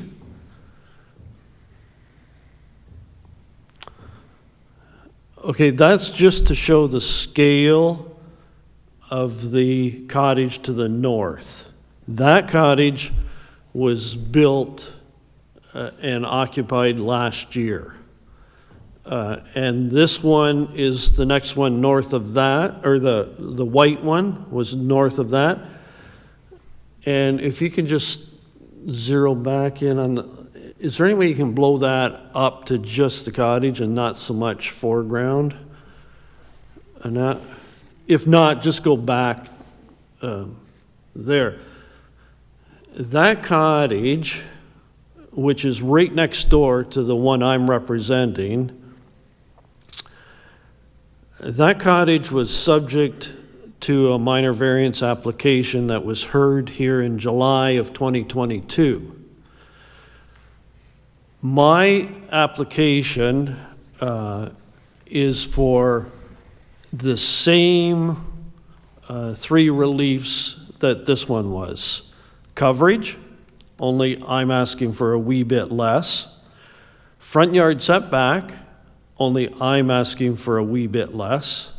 And side yard setback, and I'm asking for a wee bit less than what was granted here. And I find it hard to get my head around the fact that the planner's report on this application that was just heard by this same committee, with the exception of Councillor Van Passen, was heard by this committee in 2022, July of 2022. The planner recommended approval. The committee approved it. And the Conservation Authority issued a permit for the construction of it. So it's baffling to me that today, planning is recommending refusal for something that's, I'm asking for less. And even the staff recommended approval. As far as the LPRCA comments, I get so annoyed when I keep hearing about this safe access. I worked in Turkey Point on behalf of Norfolk County for 35 years, retiring in 2012 after a 35-year career, and Turkey Point was my area of jurisdiction. Now, admittedly, we did laugh whenever it rained and had inspections to do in Turkey Point, and we'd say to each other, I'm on my way to Venice, but it was only the roads that flooded, and only in spots. Everybody knows where they are, it's no secret.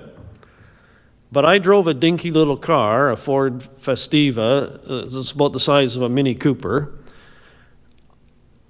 I managed to do my job every single day. I worked in Turkey Point 4 days out of 5 every week. Never had a problem. There is water on some roads. Ferris Street, for example, is flooded from end to end. Cedar Drive floods in front of Stan's booth, and the one-way street has a spot in the middle where there's a puddle. But you can drive through it.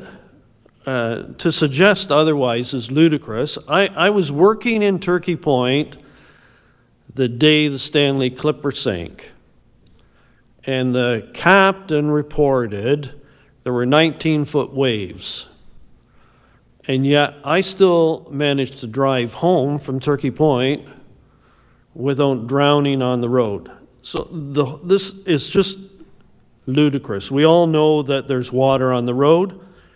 The other comment was about the dynamic beach. I have mapping here that I can pass around to you, and I will. The yellow line, sorry, I got it upside down for you. The yellow line is the dynamic beach line, and it's on the other side of the road. So to suggest that Mr. Yerrick's lot is subject to dynamic beach issues is also ludicrous, because it's separated by the road, and there's nothing that affects his property.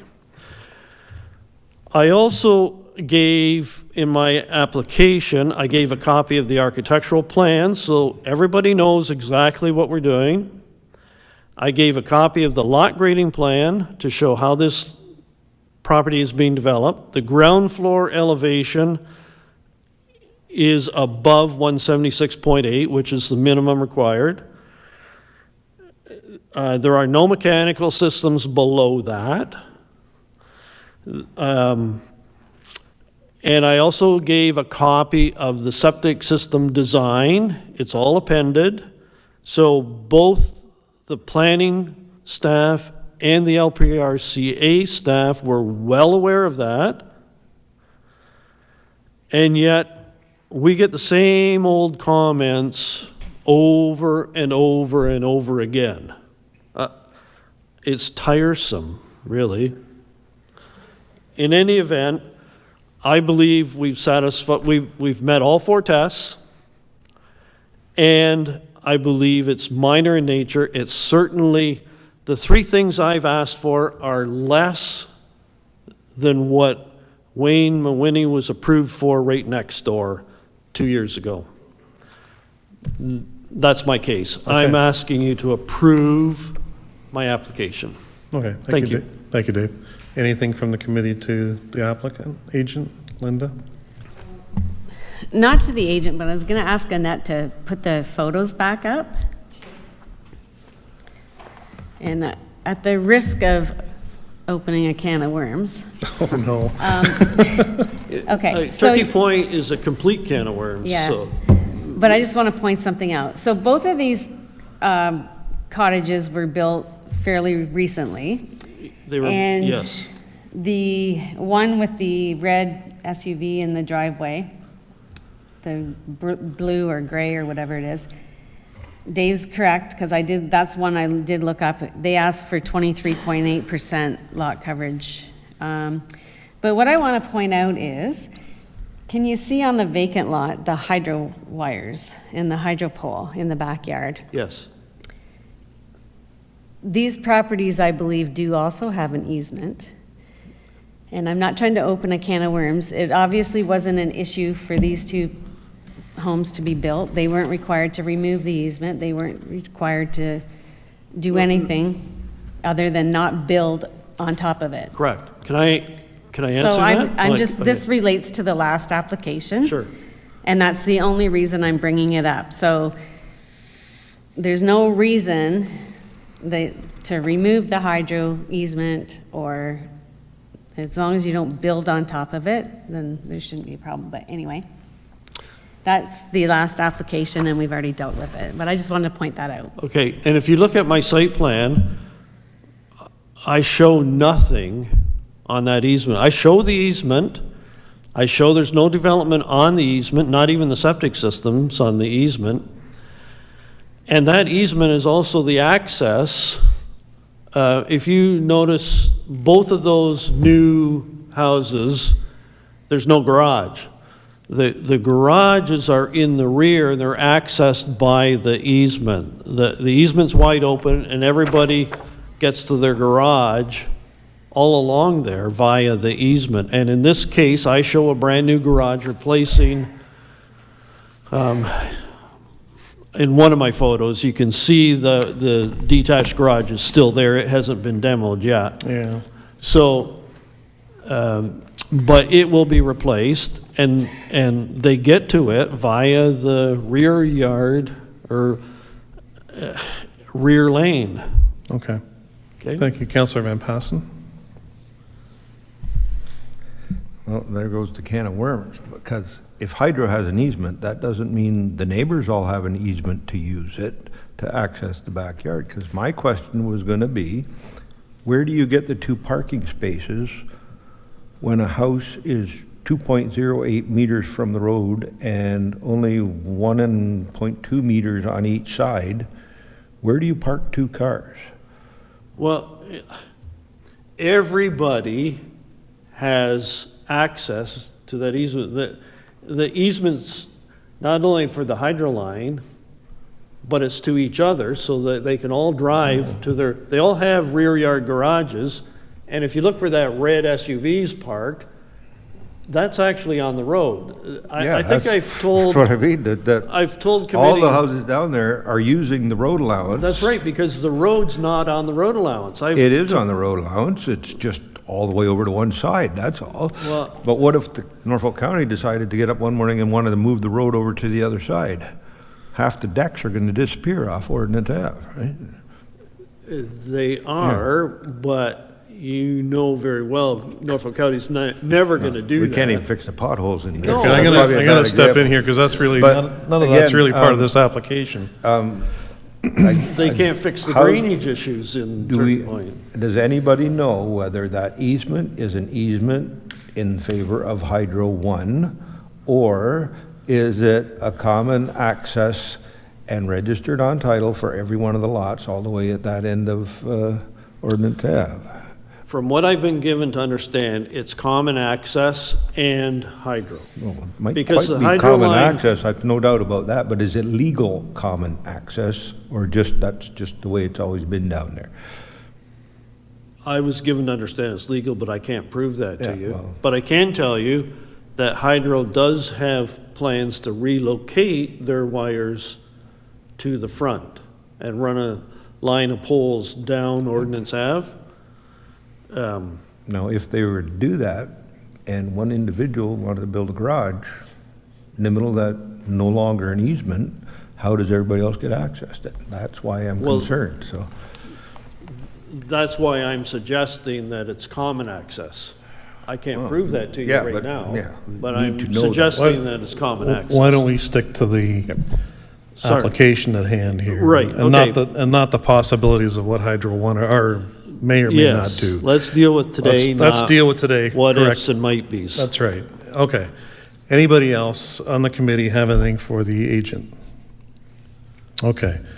Thank you, Dave. We'll move on with the rest of our process. Is there anyone present or online that wishes to speak to this application? Seeing none, what are the wishes of the committee? I'll move to approve. Linda moves to approve. Okay, and Tim will second. I make sure I get the right one. Let's get rid of that one. Oh, I'm just going to say with the conditions removed. Okay, so condition 1 and number 2 be stricken. And that's okay with the seconder?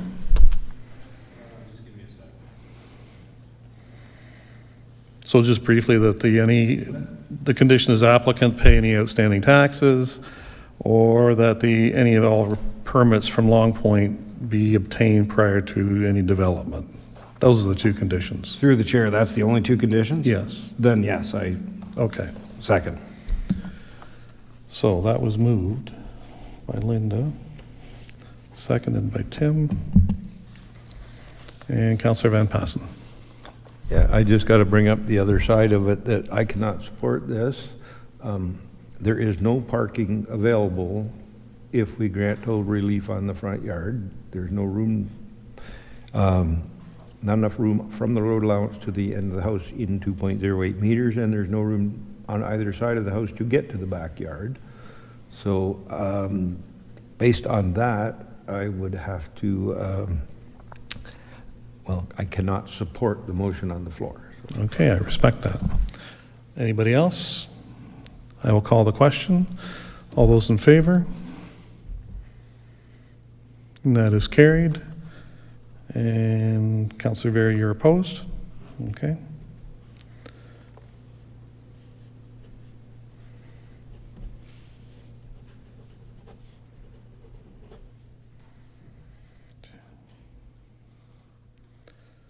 And approved.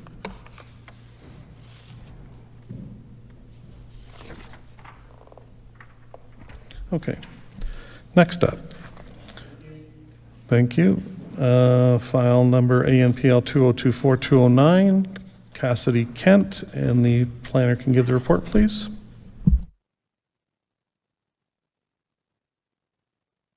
Yes, thank you, through you, Mr. Chair.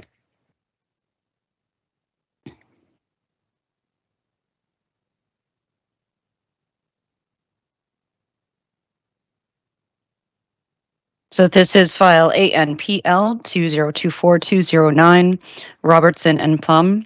This is 84 Old Cut Boulevard in Long Point. The land use designation under the official plan of the subject lands is resort residential. The zoning of the property is resort residential. The purpose and effect of the application is to permit a lot coverage of 28.4%, whereas 15% is required, and to permit a reduced rear yard setback of 4 meters, whereas 9 meters is required. To further reduce the required lot area from 0.4 hectares and to 3,260 square meters, and to recognize the existing lot area, the effect of which will permit the replacement and reconstruction of a vacation home on the subject lands. Again, having the context map, this is the location of the property in question here. And then the conceptual plan defines what will be changing on the property in terms of the development as it stands right now as proposed. And photos of the subject lands to provide some context into what the property looks like at this point in time, and to provide notification that signage was posted on the property and notice has been provided in accordance with the Planning Act. Again, we're going to have a further discussion related to the concerns related to this application in particular. Again, we know the purpose of the application was to vary several provisions under a minor variance to permit the redevelopment of this property on Old Cut Boulevard. Again, we know that Section 45 of the Planning Act provides for the granting of minor variance relief from the provisions of the zoning bylaw through the Committee of Adjustment. Relief may only be granted if the variance does pass 4 tests. And the 4 tests of minor variance, running through those tests, they are as follows. Does the variance maintain the intent and purpose of the official plan? Again, there's inconsistencies in this and in the ability for this application to meet the 4 tests, specifically under sections 311 and 312 of the PPS. And the PPS mirrors the requirements in section 7322B regarding development and site alteration not being permitted in areas that be rendered inaccessible during times of flooding or other hazards. It's not consistent with the PPS, and therefore in the train of thought is the development of the application must also be consistent with the official plan. We know it does not conform with section 6.8, 7322B, and 7322F. The second test of the application would be to whether or not it maintains the general intent and purpose of the zoning bylaw. Planning staff have reviewed the application and does acknowledge that there is development similar in nature in the area. The proposed reconstruction of the existing dwelling unit in that regard would meet this test, maintaining the general intent and purpose of the RR zone. The third test being whether or not the application is desirable for the appropriate development of the land, building, or structure. The proposed reconstruction of this residential dwelling unit is not out of character with surrounding developments, as previously noted. The dwelling to the north is larger than the proposed structure. The addition of an indoor garage is not uncommon on Old Cut Boulevard, and indoor storage of vehicles has a positive impact on the streetscape. While the proposed development would result in an improved streetscape, again, there are concerns regarding safe access, flooding, and other water-related hazards, and therefore the application is not considered to be desirable for the appropriate development of the land and fails the third test of a minor variance. And finally, whether or not the application is considered to be minor in nature. Planning staff have reviewed the application. We do feel there is some consistencies with other properties on Old Cut Boulevard and do consider the application to meet the test of being minor in nature. Comments from the public were not received at this time, either verbally or in written form. Consultations and requests for comments were provided to local Indigenous communities, Hydro One, Union Gas, Norfolk County GIS, Canada Post, the Norfolk County Fire Department, and the Norfolk County Building Department. No significant concerns were raised by those parties. There is a concern with respect to the fact going back to the issuance of a permit from LPRCA, even though they admit that the application is not consistent with sections 311A and 312C of the PPS. The application has not met the 4 tests of a minor variance, and our professional recommendation is that this application be refused. Okay, thank you. Anything from the committee to the planner? Councillor Van Passen. Just in the request, the last one is to reduce the required lot area from 0.4 hectares to 3260 square meters. Isn't that 3260 the amount it needs to be reduced by, because the actual size of the lot is 740? I'd have to confirm that for you, through Mr. Chair. I can confirm that in just one moment. Okay, in the meantime, is there anybody else that have any questions of the committee, of the planner? And I will ask if there is an agent or applicant present. Good evening. My name's Chris Mann, and I'm here on behalf of Andrea and Jolie, the landowners. Okay, go ahead. Anything to add? Yeah, so it's similar to the previous application. We've diligently gone through.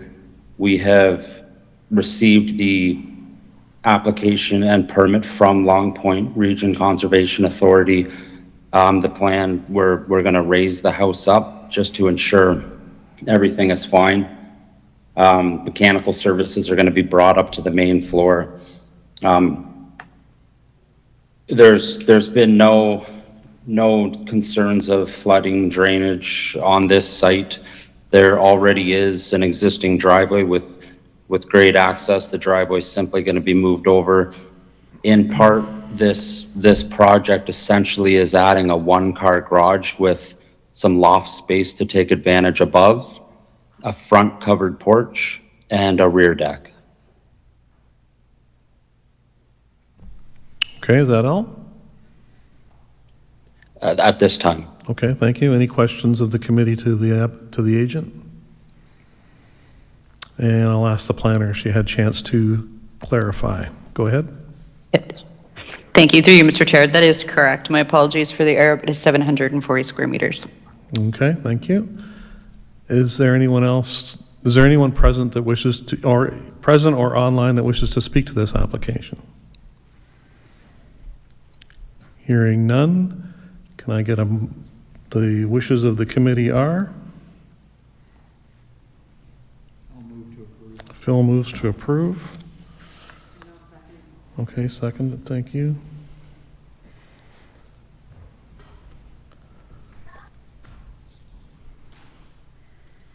Okay, I see what you've done here.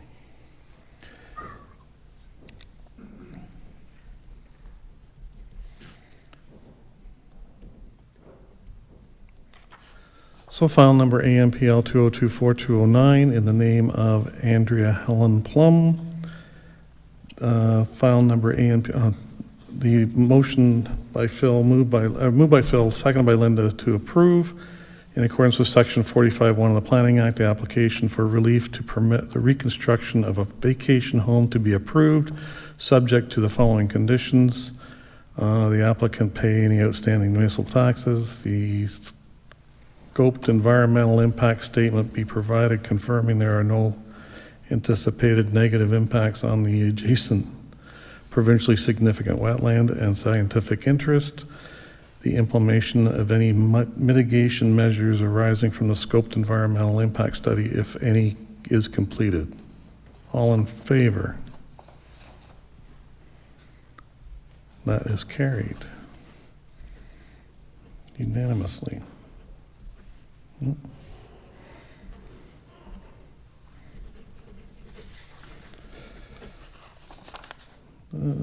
Approved. So I'm just going to go back to this last one with Mr. Yarrick. I think, we've got two decisions, one approved, one refusal. We have to have a reason. So what I'm going to do is just recirculate the refusal, change it to an approval, and edit the reason. You can. I will do that. Just rewrite that on the approved, whichever one. That's too much writing. Whatever one is easier for you. So I'm just going to recirculate that, and this is the one that Councillor Very and Councillor Van Passen were opposed. So that was moved by Linda, seconded by Tim.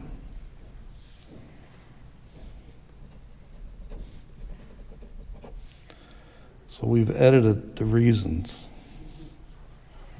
And we'll just recirculate for signatures, please. Thank you, and you can shred that one, I guess. Okay. And I guess this one we don't need. Oh, I better stamp it. Yep. There. Thanks. Okay.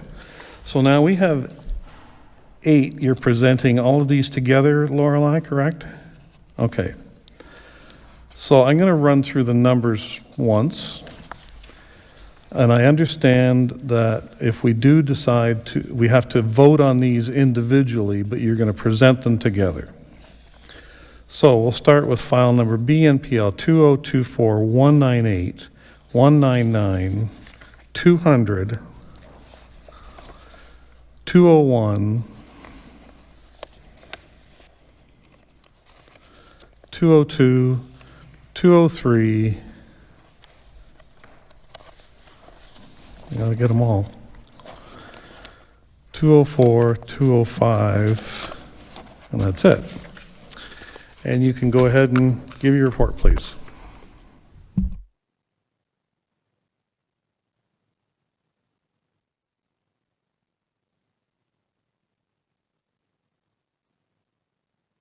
I won't repeat the file numbers for you. Through you, Mr. Chair, I think we can appreciate that there are many files involved here, but they're all dependent upon each other in a certain way. So the land use designation in this particular area under the official plan is parks and open space. The zoning is open space. So just to be clear, for the benefit of committee, this is the parcel that is being severed. So this is the golf course lands. These parcels over here are the benefiting lands. So when we refer to the zoning and designation, it's on those lands that are being severed. So the retained parcel here, that's where the zoning designation comes from. The purpose of the application is to sever lot additions to multiple lots along Yanger Avenue, all of varying sizes. I do have an additional sketch that I pulled up from the application that's maybe a little bit easier to see. So as you can see, there's specific areas. Then this particular one here, 328 square meters, 379, etc., all the way down, which will just add specific area to these existing developed lots in question. So one of the conditions I just want to provide here to discuss a little further is that there is a requirement for these lands here to be added to the adjacent lands here, so they're not separately conveyable. So these lands have to be deemed to no longer be in a plan of subdivision, as explained in the report, and these lands will merge with this property as part of the land registry process that needs to occur as part of these applications. I'm going to go through a little bit further detail. This is a little bit of complicated because there are lots of files here in this particular stance, but so you've got the purpose and effect of each application remains to be the same. It's to sever small pieces, starting with the BNPL 202, 198, and then proceeding down to 199, etc., all in varying lot sizes, only on the basis of the existing lot fabric that they're lining up with. The intent here in this case is to be contiguous as much as possible in this case, so there is no lands that are left kind of outside of those defined boundaries that would be awkward and unusable. So we note that Policy 962C states that if a plan of subdivision is no longer deemed to be necessary, is not deemed necessary, the land, if it fronts onto an existing assumed public road, they can proceed through the consent process. So that is what occurred here, and not through a plan of subdivision process. It was thought to be onerous to require them to do so when there being lot additions rather than the creation of new lots involving the extension of services and a roadway. As previously noted, the consent to sever applications all result in increased lot sizes on developed residential lands, which are permitted for use on year-round purposes along Yager Road. Again, Yager Road is open and maintained on a year-round basis, and further development of the subject lands is not anticipated at this time. Based on policy considerations, we are of the opinion that the consents conform to the general intent and purpose of the official plan and do not have any other concerns in this regard. As previously noted, a deeming bylaw is required, as the lands cannot be merged without consent of council, as per Section 54 of the Planning Act. This section of the Act states that council of a local municipality may by bylaw designate any plan of subdivision or part thereof that has been registered for 8 years or more, which shall be deemed to not be registered as a plan of subdivision. Essentially, again, as I said previously, this will allow the lots to merge. Staff are satisfied that a zoning bylaw amendment is not required as a condition of consent for the benefiting parcels, but the benefiting landowners are on notice that further development of the lands, the lot addition lands which are currently zoned OS, will be limited to the provisions of that zone itself. No comments of concern or in support of the applications have been received by the public in written or verbal format at this time. Consultations were conducted with the local Indigenous communities, Hydro One, Canada Post, Enbridge Gas, Norfolk County GIS, Norfolk County Fire Department, Norfolk County Development Engineering Department, and the Norfolk County Building Department. I will note that verbal comments have been provided from the Development Engineering Department, who did express concern regarding the piecemeal nature of lot creation with overland flow and capacities in the stormwater management systems, should lot creation of this nature continue. As I said, there's no development that is being proposed by the benefiting parcels at this time, so we have chosen not to put any further restrictions on the property. At this moment in time, however, the applications have been recommended for approval, and separate decision sheets will be required for each of those applications to be signed as part of this process. I'm happy to answer any questions further because it's a little bit complicated with all of them at once, but happy to help as I may. Thank you. Okay, thank you. Any questions from the committee to the planner? No? Is there an applicant or agent? And there is. Step right up.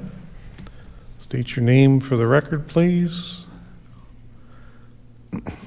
Mr. Chair, Scott Pondre with G. Douglas Valley, the agent representing all of the landowners for their applications. I do have a question. My only question would be, or do we get there? Do you have anything to add to your... No, I just think just in regard to the conditions, satisfied with all, understand the deeming bylaw process. The only request would be, or clarification for condition number 2. Is that number 2 on all of them? All of them, Okay. the requirement for civic address. And I know it says is if required. I don't think it's overly onerous, not a huge deal. I think it just does make the clearance of conditions a little more onerous for staff and for us when there are conditions that don't need to be on there. None of these are going to be, they're all at the back of the lots. There's going to be no driveway entrances. There's going to be no new municipal addresses, as they're going to assume the municipal addresses of the ones that exist along Yager. So again, not a huge deal, but just from our perspective. So all these properties are going to be absorbed into the existing lots that are there today? And they're going to take on the municipal address of the existing lots that are there today. Okay. So, and they're at the back of the property, so there's not going to be any entrance changes. So as it states, it's if applicable. Yep. So chances are it's not applicable. I don't think we really need to add the condition or remove a condition, but Yep, and that's the purview of the committee. It's just, it does make it cleaner when conditions are, for that matter, just we'll see neat. we'll see what happens as we go forward. Is there any questions of the committee to the agent? No? I'm just going to ask for clarification on that condition number 2 to planning staff. Do they have any comment on that? Lorelei? To Mr. Chair, I go ahead, Mohammed. Through Mr. Chair, I think we provided a revised condition to the decision, and item number 2 has been removed already. So just leave. Yeah, okay. So the condition 2 is removed in the decision, I think. So just leave it as it is and doesn't apply? It does not apply. I mean, if we okay, we'll remove it. Yep. Okay.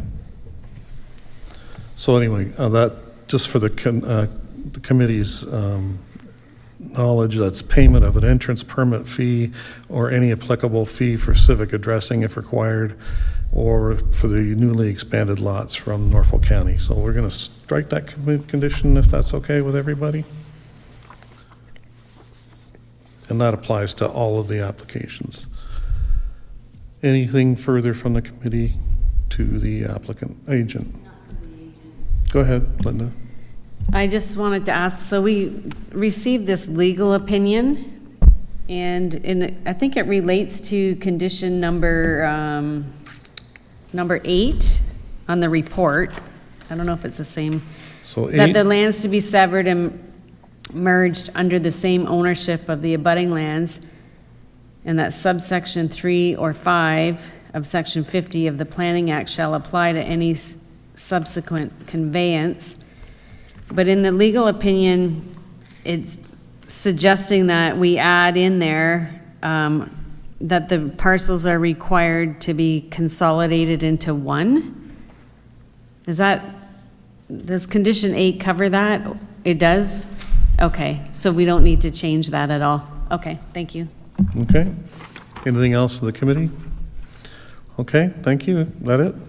Is there anyone present that wishes to speak to this application presently or online? No?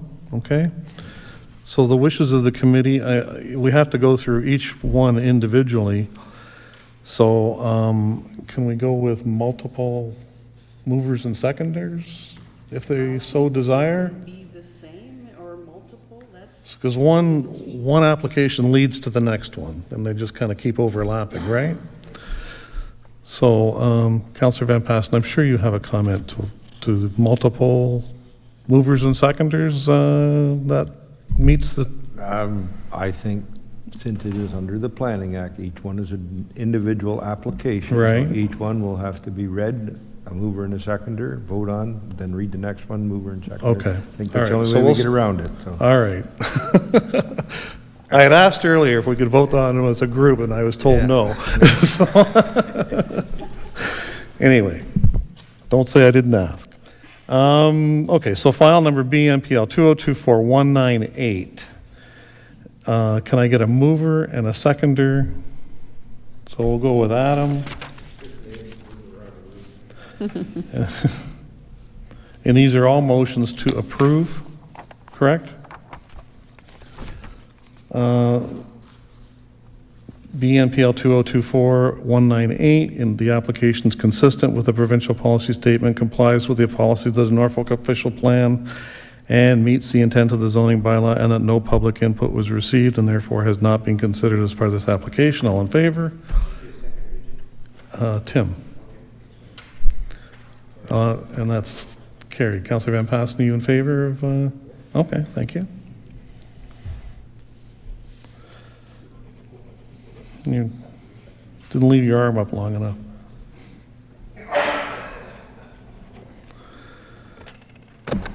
Approved.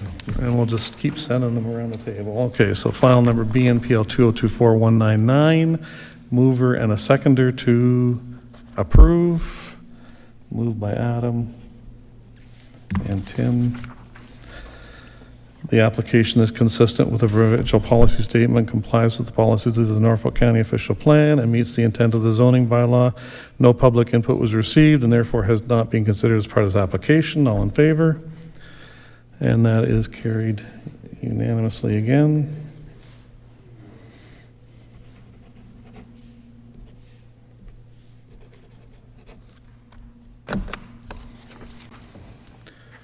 And file number BNPL 2024200, mover and a seconder. Oh, we're going to change it up a bit, Linda. And Chris. The application is consistent with the provincial policy statement, complies with the policies of the Norfolk County official plan, and meets the intent of the zoning bylaw, and that no public input was received, and therefore has not been considered as part of this application. All in favor? And that is carried.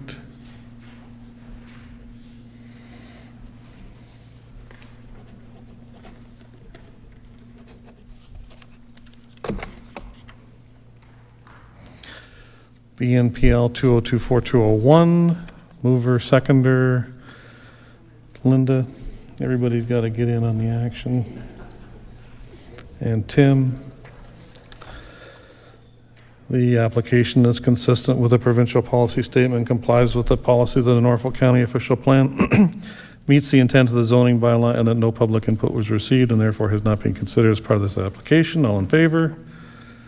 And that is carried.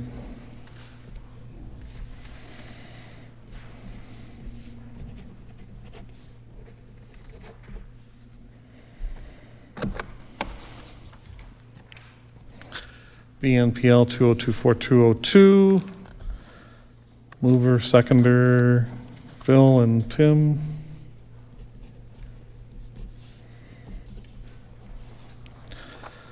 This application is consistent with the provincial policy statement, complies with the policies of the Norfolk County official plan, and meets the intent of the zoning bylaw, and therefore no public input was received and therefore has not been part of this application. All in favor?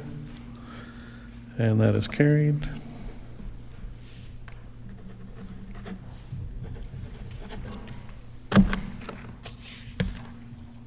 Cute.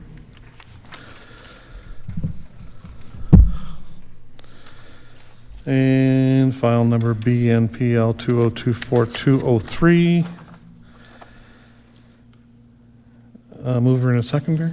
Phil? Tim?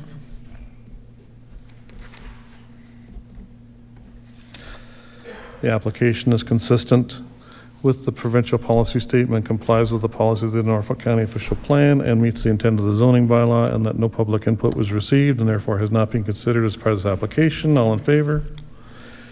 And that is carried. Carried.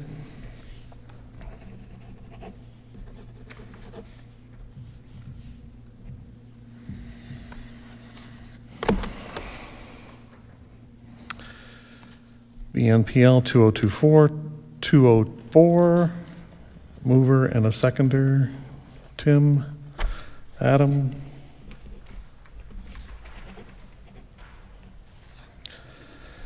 The application is consistent with the provincial policy statement, complies with the policies of the Norfolk County official plan, and meets the intent of the zoning bylaw, and that no public input was received, and therefore has not been considered as part of the application.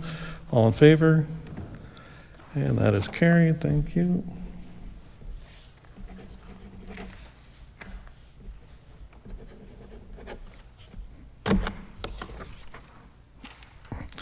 And lastly, BNPL 2024-205, mover and a seconder, Tim. Councillor Van Passen.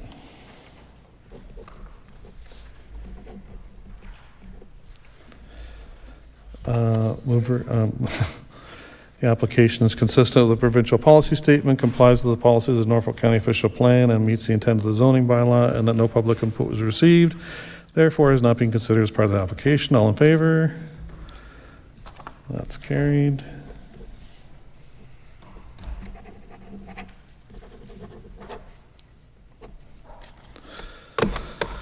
Okay, one more thing. Motion to adjourn.